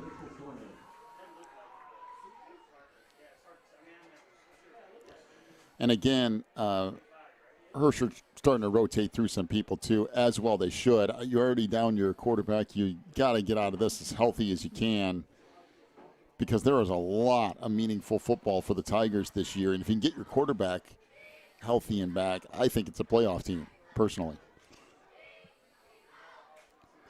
Nevels off the left side, inside the 20-yard line to the 15. Jay Nevels is going to cruise into the end zone. So Nevels off the left side, and an easy score for the Cats. Nevels from 20 yards out. And the Cats add another touchdown to the board. Boy, Jay Nevels has had a few good weeks, too. Add him to the total. So now a 41-0 lead for the Cats. And once they kick off here, it'll be a running clock for the rest of the night. So again, 42 out there for the Cats on the extra point. The kick is, did it get through? It did. Actually, pretty good kick. I just thought it was to the right of that upright, but it wasn't. It got through, and the Cats lead it 42-0, 7:31 to go in the third quarter. Back with more Cats football after this on the Christian Internet Sports Network. Pro Real Estate is a family-owned business established in 1983. Its staff and sales agents work in all areas of real estate sales, From first-time homebuyers to experienced investors, located at 506 South Water Street in Wilmington, clients are welcome to stop by to discuss their real estate needs or visit our website at pro-homes.net. For a private consultation, contact us at 815-476-7916. Breezer Construction Company is a proud supporter of Wilmington Wildcats football on the Christian Internet Sports Network. For over 40 years, Breezer Construction Company has led the way in providing quality construction to the industrial, utility, and pipeline industries. For more information on Breezer Construction Company, go to breezerconstruction.com. That's breezerconstruction.com. Or call 815-521-0900.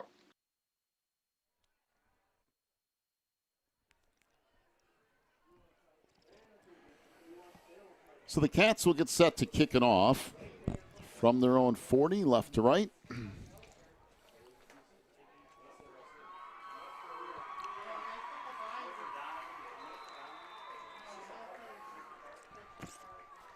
Hey, did Moran score a touchdown?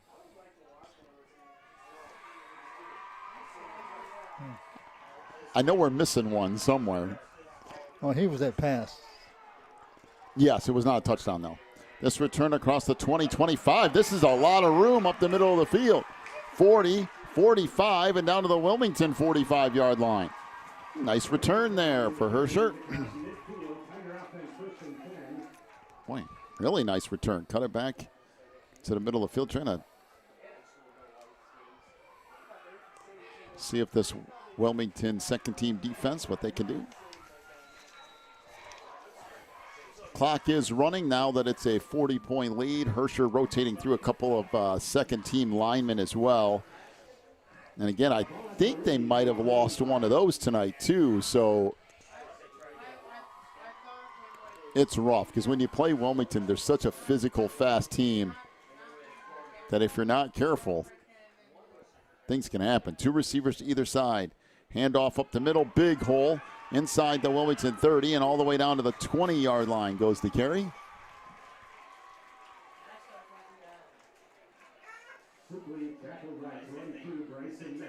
Gain of 25 yards. That's Jackson Sukley, the starting fullback for Herscher. Sukley will pick up 25 yards and a first down. Of course, again, Wilmington rotating through a whole bunch of people here. Two receivers to the far side, two back to the near. And again, shotgun formation here. Sukley tripped up inside the 20, down near the 17-yard line.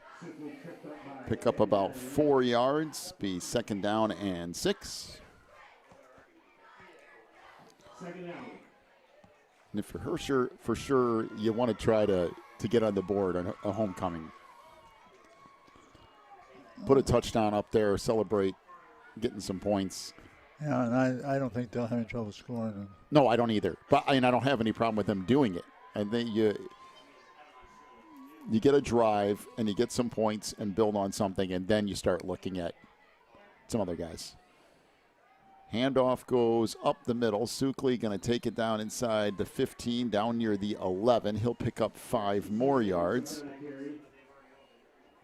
It'll bring up to third down and a yard.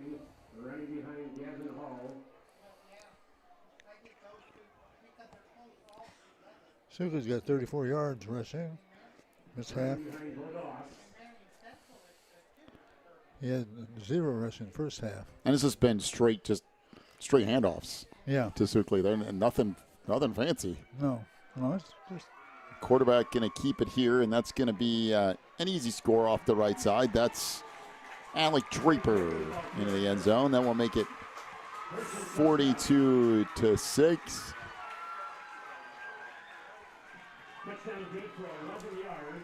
So 11-yard run for Draper.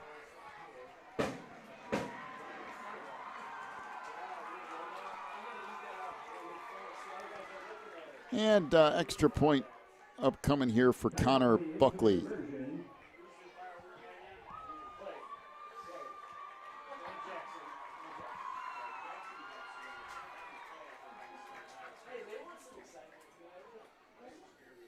Good snap, good hold. The kick is good. Herscher on the board. 42-7 the lead for Wilmington.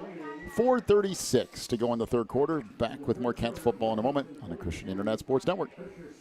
Warren's Collision Center is now at 860 Easy Street in Braidwood. They accept all insurance companies, and as always, customer service is their top priority. Contact Warren's Collision at 815-458-3300, stop by online at warrenscollision.com, or visit in person at 860 Easy Street in Braidwood. Warren's Collision Center is open from 8 a.m. to 5 p.m. Monday through Friday. Warren's Collision Center, where they care beyond the repair. Wildcat Self-Storage is a facility providing clean, convenient, and well-maintained storage units. They provide great customer service with competitive rates, and they also have online bookings and payments for your convenience. Wildcat Self-Storage is at 131 School Street in Wilmington, online at wildcatsst.com, and by phone at 815-768-0681. Wildcat Self-Storage is proud to be locally owned. So the Cats lead at 42-7 with 4:36 to go here.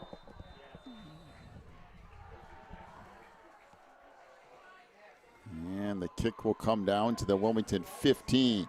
20-25 out across the 30 and out to the 34 goes the return, and we do have a flag down on the far side.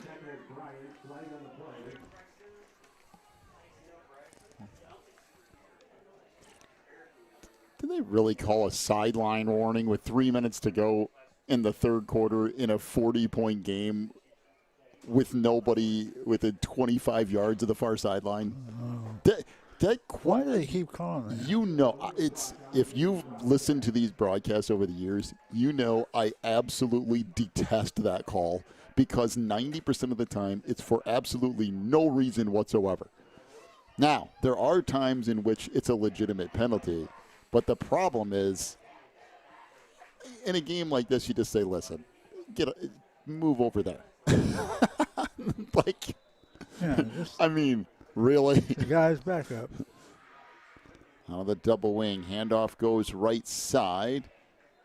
And a decent gain there for Van Dyne. Dan Van Dyne will pick up a gain of 4 to bring up second down and 6 for the Cats as they continue to rotate some people in. Clock runs down to 3:15 to go here in the third quarter. Interesting to see, again, the second and third team Cats offense and if they can keep some success. The other night they did a pretty decent job. So again, out of the double wing here for the Cats, Mentz under center. We'll pitch it back right side. This is Van Dyne. He's going to get another first down. Boy, good chunk of yards. Danes picks up 7 yards and a Wildcat self-storage first down out to the 44-yard line.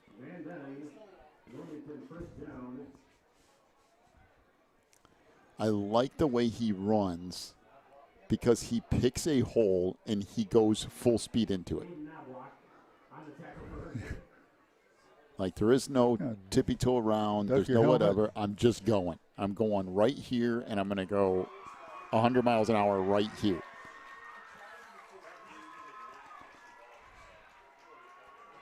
So first down and 10 for the Cats from their own 44, moving left to right in the middle of the field. Van Dyne again, a big hole up the middle. He's going to string it out and gets flipped to the ground after a gain of about 7, close to 8, down to the Herscher 48-yard line. We'll say a gain of 7. It'll bring up second down and 3, 150 and counting here in the third quarter.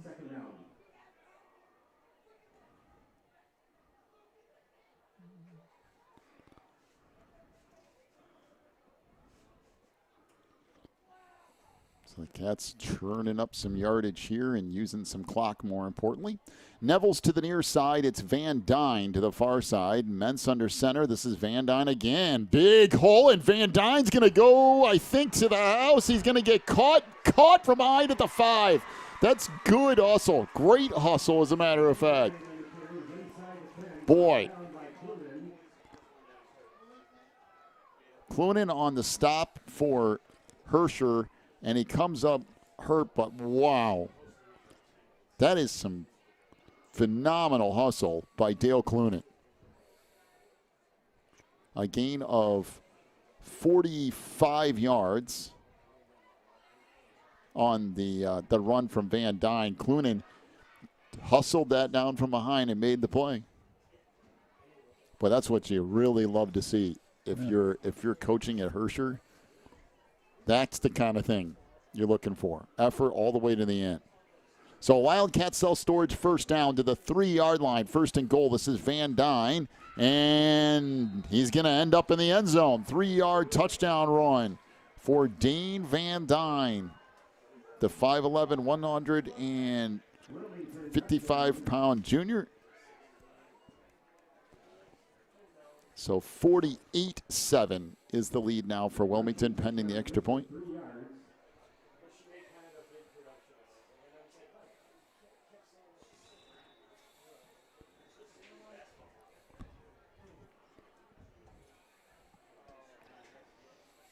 So extra point here, 24 seconds to go in this third quarter.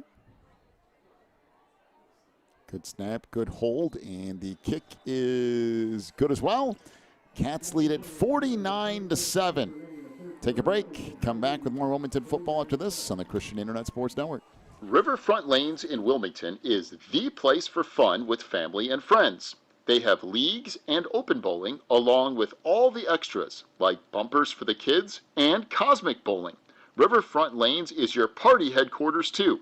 Whether it's a birthday, company outing, or fundraiser, they can take care of you. Visit riverfrontlanes.com for hours and more information, or stop by at 402 South Water Street in Wilmington. The attorneys and staff at Odekirk & Rhodes are here to help during your most stressful legal situations, including criminal cases, divorce, custody, personal injury, and more. Odekirk & Rhodes will be with you every step of the way with aggressive representation that results in positive outcomes. Call 815-306-4864, visit online at odekirklaw.com, or stop by any one of their locations in Joliet, Manteno, Morris, or Wilmington today.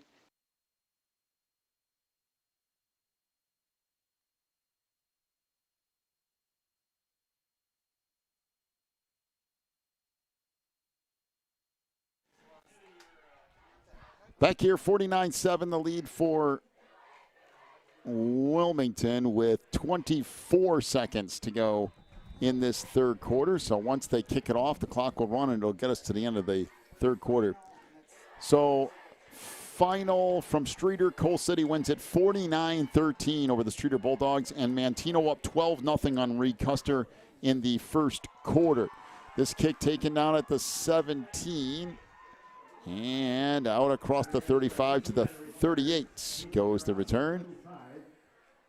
So the clock will wind down. That will get us to the end of quarter number 3.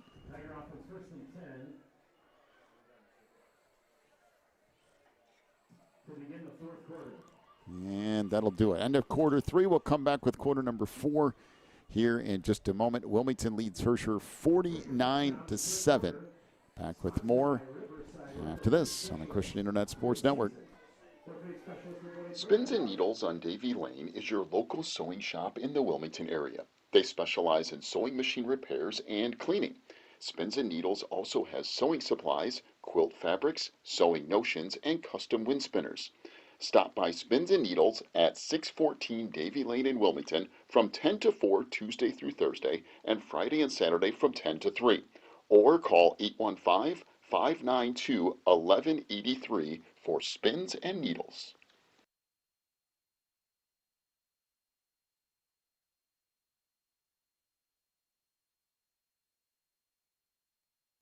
The Wilmington Chamber of Commerce at wilmingtonilchamber.org represents Wilmington businesses in many ways, including Employee of the Month, job postings, a full directory, event listings, ribbon cuttings, and more.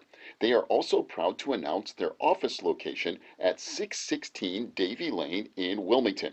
WilmingtonILChamber.org is the source for all things business related in Wilmington.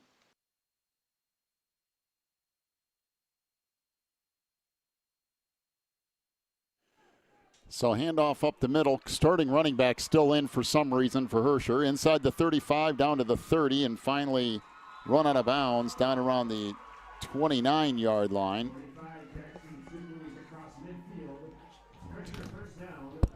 A gain of 35 yards for Sukley.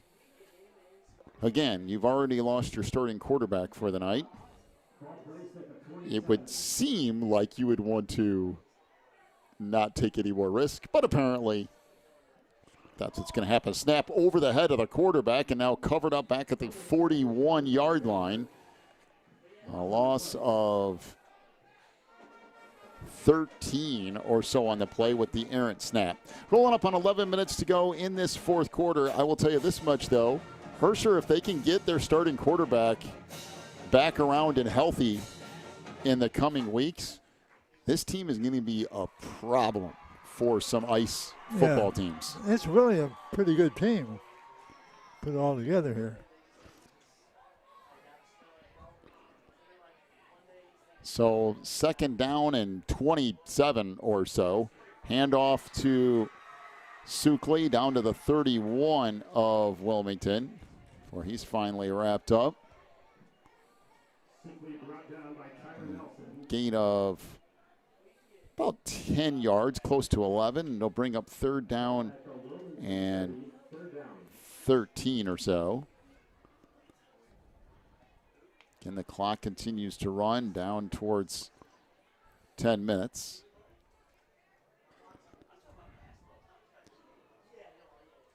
So third and 13. And up the middle is the keeper that time for Alec Draper. A little bit something different for Herscher. Picks up about a couple of yards. Bring up 4th and 11 with 9:45 or so to go here in the game. Herscher had a very good game plan, kind of like Piatone last week. Good game plan, executed it well, and for a quarter and a little bit in the second quarter, you're like, oh, this could be interesting. And then Wilmington started figuring some things out, but Herscher made Wilmington work a little bit tonight. 2 receivers to either side. Handoff goes up the middle, big hole, and Sukley's going to pick up a first down, I think. Down around the 15, a gain of 13 yards.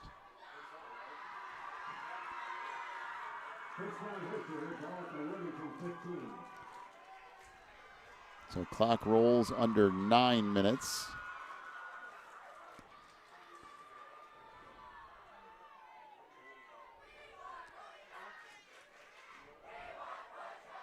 So 2 receivers to either side.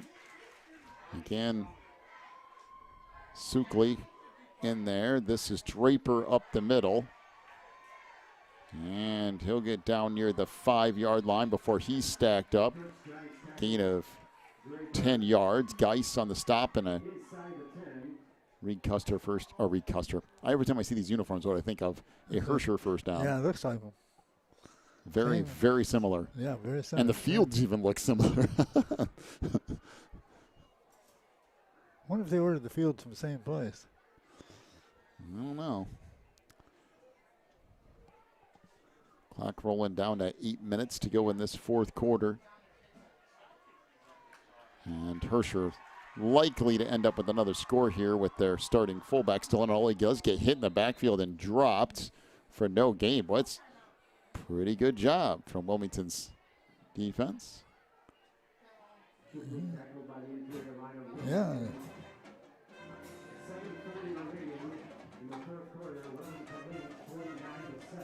So 7:35 to go in this one as the clock continues to roll. See if Herscher can get another score here. 2 receivers to either side. Draper again out of the shotgun.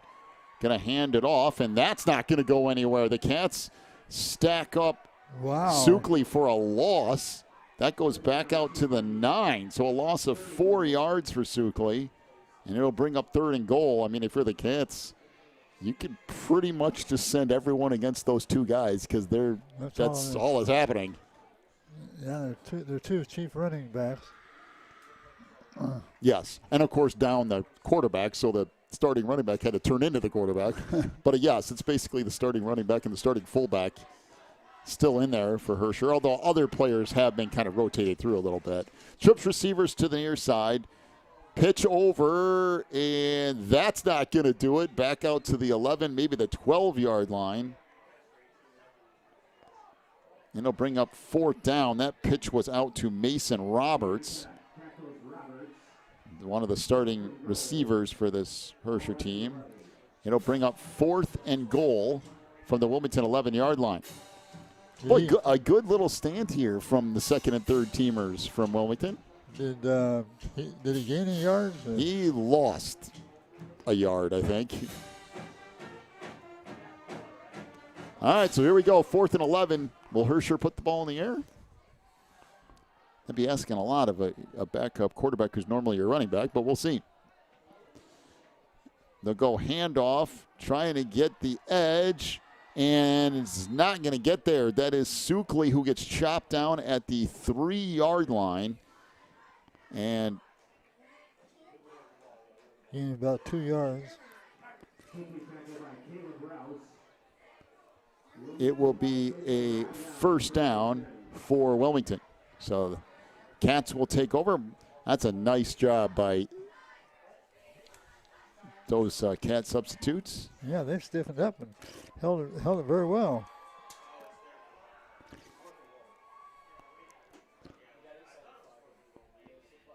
Herscher seemed to be a little bit confused, like they thought there was another down yet, but that was for sure 4th down. That was it. So now the Cats can just sit on it and run out the clock. 5 minutes to go in this one. 49-7 is the lead for Wilmington. Oh, I forgot. See, you're falling down on duties again. You forgot to tell me to update the scoreboard to say quarter number 4 now that the game's almost over. Uh-huh. You notice I'm not taking any personal accountability.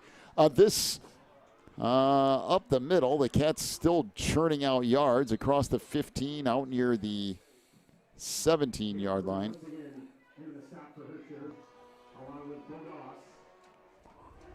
That is Van Dyne on the carry, a gain of 13 yards and a Wildcat self-storage 1st down. Quite frankly, is that Van Dyne? Yes, Dane Van Dyne with a gain of 13 more.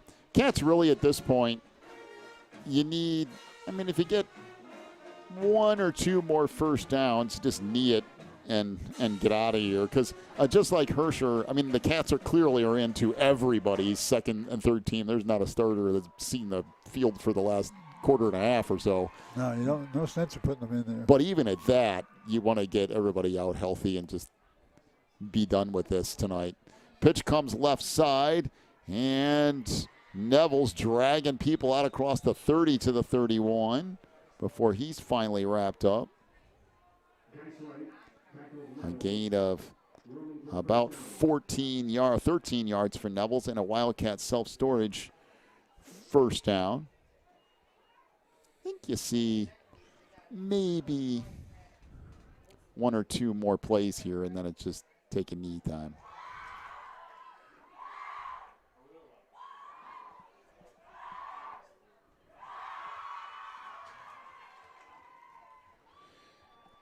I suppose there's a reason for that screaming. So 1st and 10. It's homecoming. You got to get a little bit crazy no matter what. Yeah.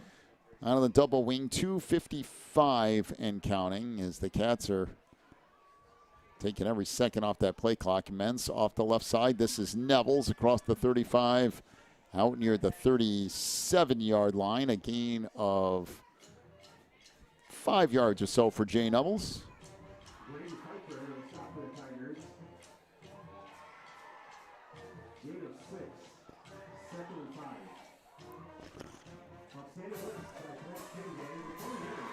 Gain of 6, 2nd and 5. Yeah. It is close to a gain of 6. Would set up 2nd and 4, however.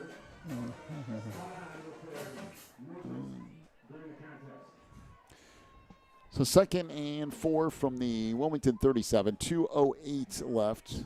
And the Cats using every bit of clock they can. And this across the 40 to the 42. Neville's another carry. He'll pick up 6 yards in a Wildcat self-storage first down.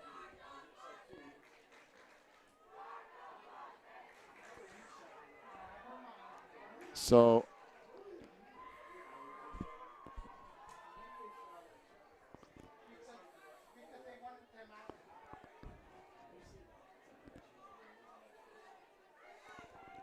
the Cats more than likely just going to take a knee here. Down to 1:25 left. Clock continues to roll and be a knee and maybe one more for the Cats, and then this thing will be done. So the Cats will win it 49-7 tonight and move to 3-1 on the year. Herscher will drop to 2-2. And we have a full postgame show coming up for you, brought to you by Warren's Collision Center over in Braidwood, where they care beyond the repair. We'll talk to Coach Raines, give you your final stats, and a full check of the IHSA football scoreboard from Odekirk and Rhodes.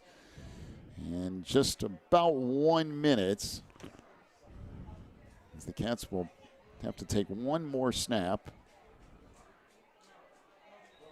And that'll be it.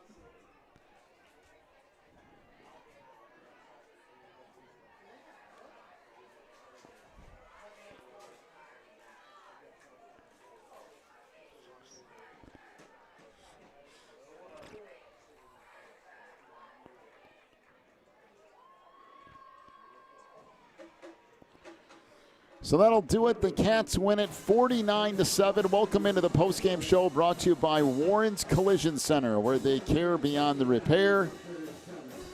They'll come back with your final stats and a check of the scoreboard as well. After this break, the Cats win. Back in a moment on the Christian Internet Sports Network. Quigley Technology Services is your local source for computer help. They have built numerous websites, including ours, here at the Christian Internet Sports Network. Quigley Technology Services also specializes in virus removal, so your computer will get back to full speed now. And you can trust them for first-class computer repair, including free local pickup and delivery, plus on-site service, including after hours. Contact Quigley Technology Services at 815-293-7844 or stop by at quigtech.com. That's QUIG tech.com. If you're looking for more information on Wilmington Wildcats football, then check out the Catbackers every Wednesday at 7 at Tuffy's.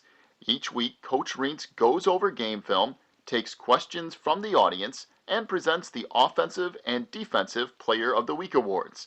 Plus, you'll get to hang out with other Wildcat fans and get the inside scoop on next week's game. So be sure to check out the Catbackers every Wednesday at 7 at Tuffy's.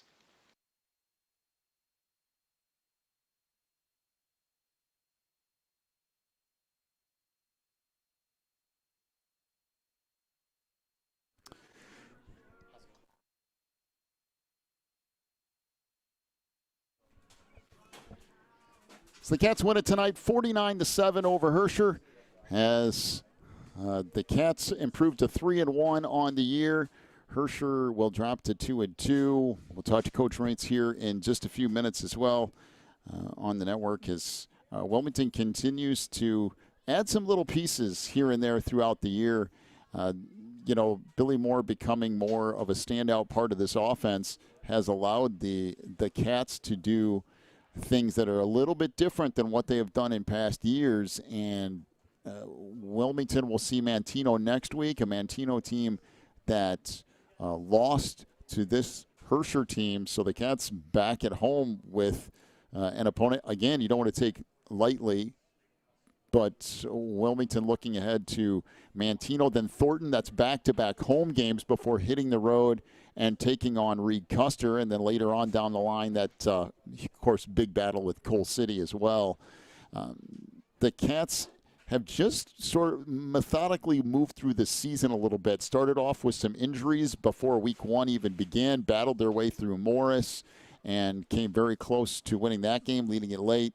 And then, of course, have rattled off 3 wins in a row here, and now setting up what appears to be the chance to make a pretty deep run throughout the regular season, the way the schedule is falling. And yet again, for Wilmington, just it's kind of putting one foot in front of the other and just making things work as we get throughout the season.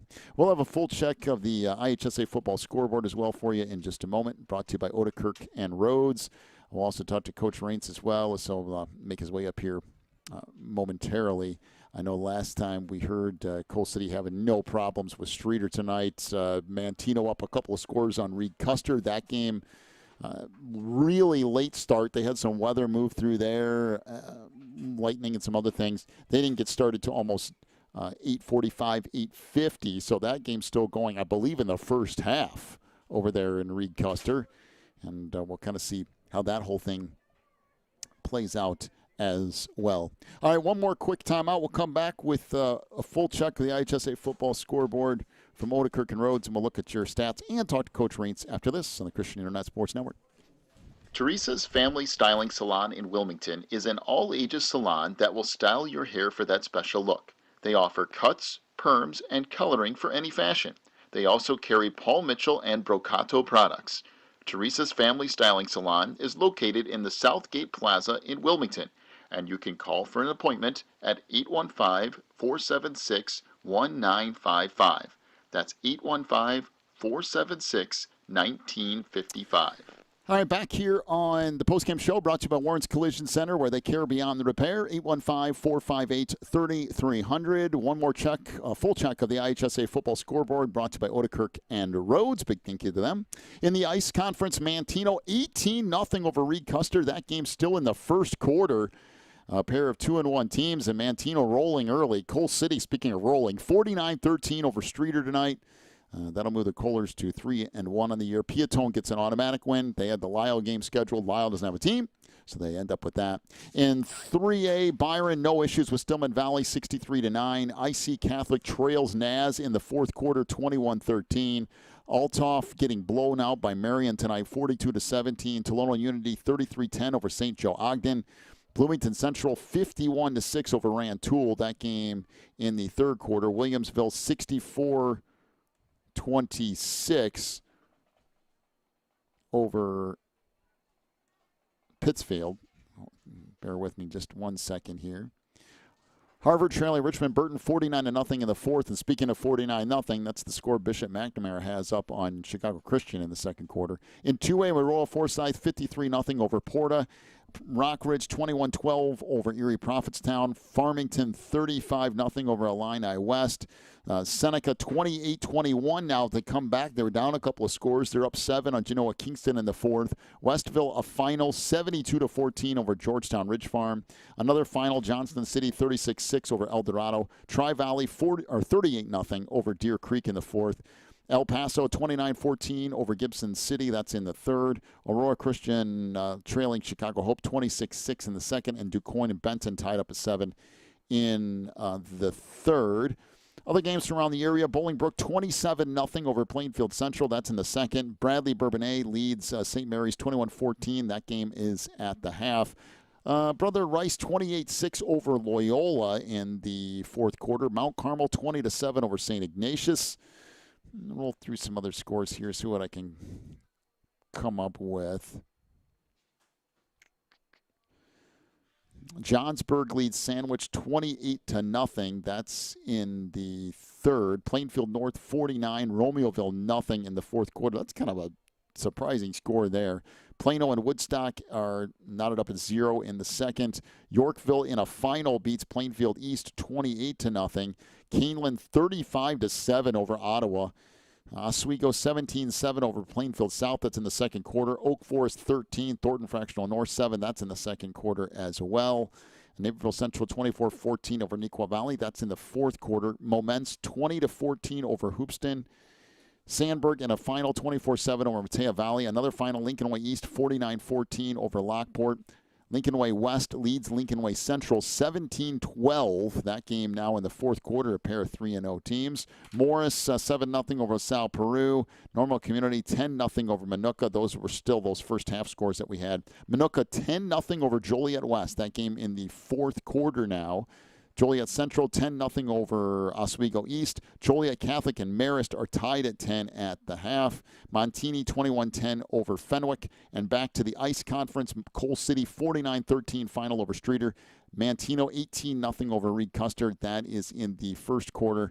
And Piatone got the forfeit win from the Lyle game earlier this year. That's a full check of the IHSA football scoreboard brought to you by Odekirk and Rhodes. Big thank you to them. All right, our final check of your stats here tonight. Rushing the football, Tanner Jones, 2 carries for -15 yards. Alec Draper, 10 rushes for 22 yards.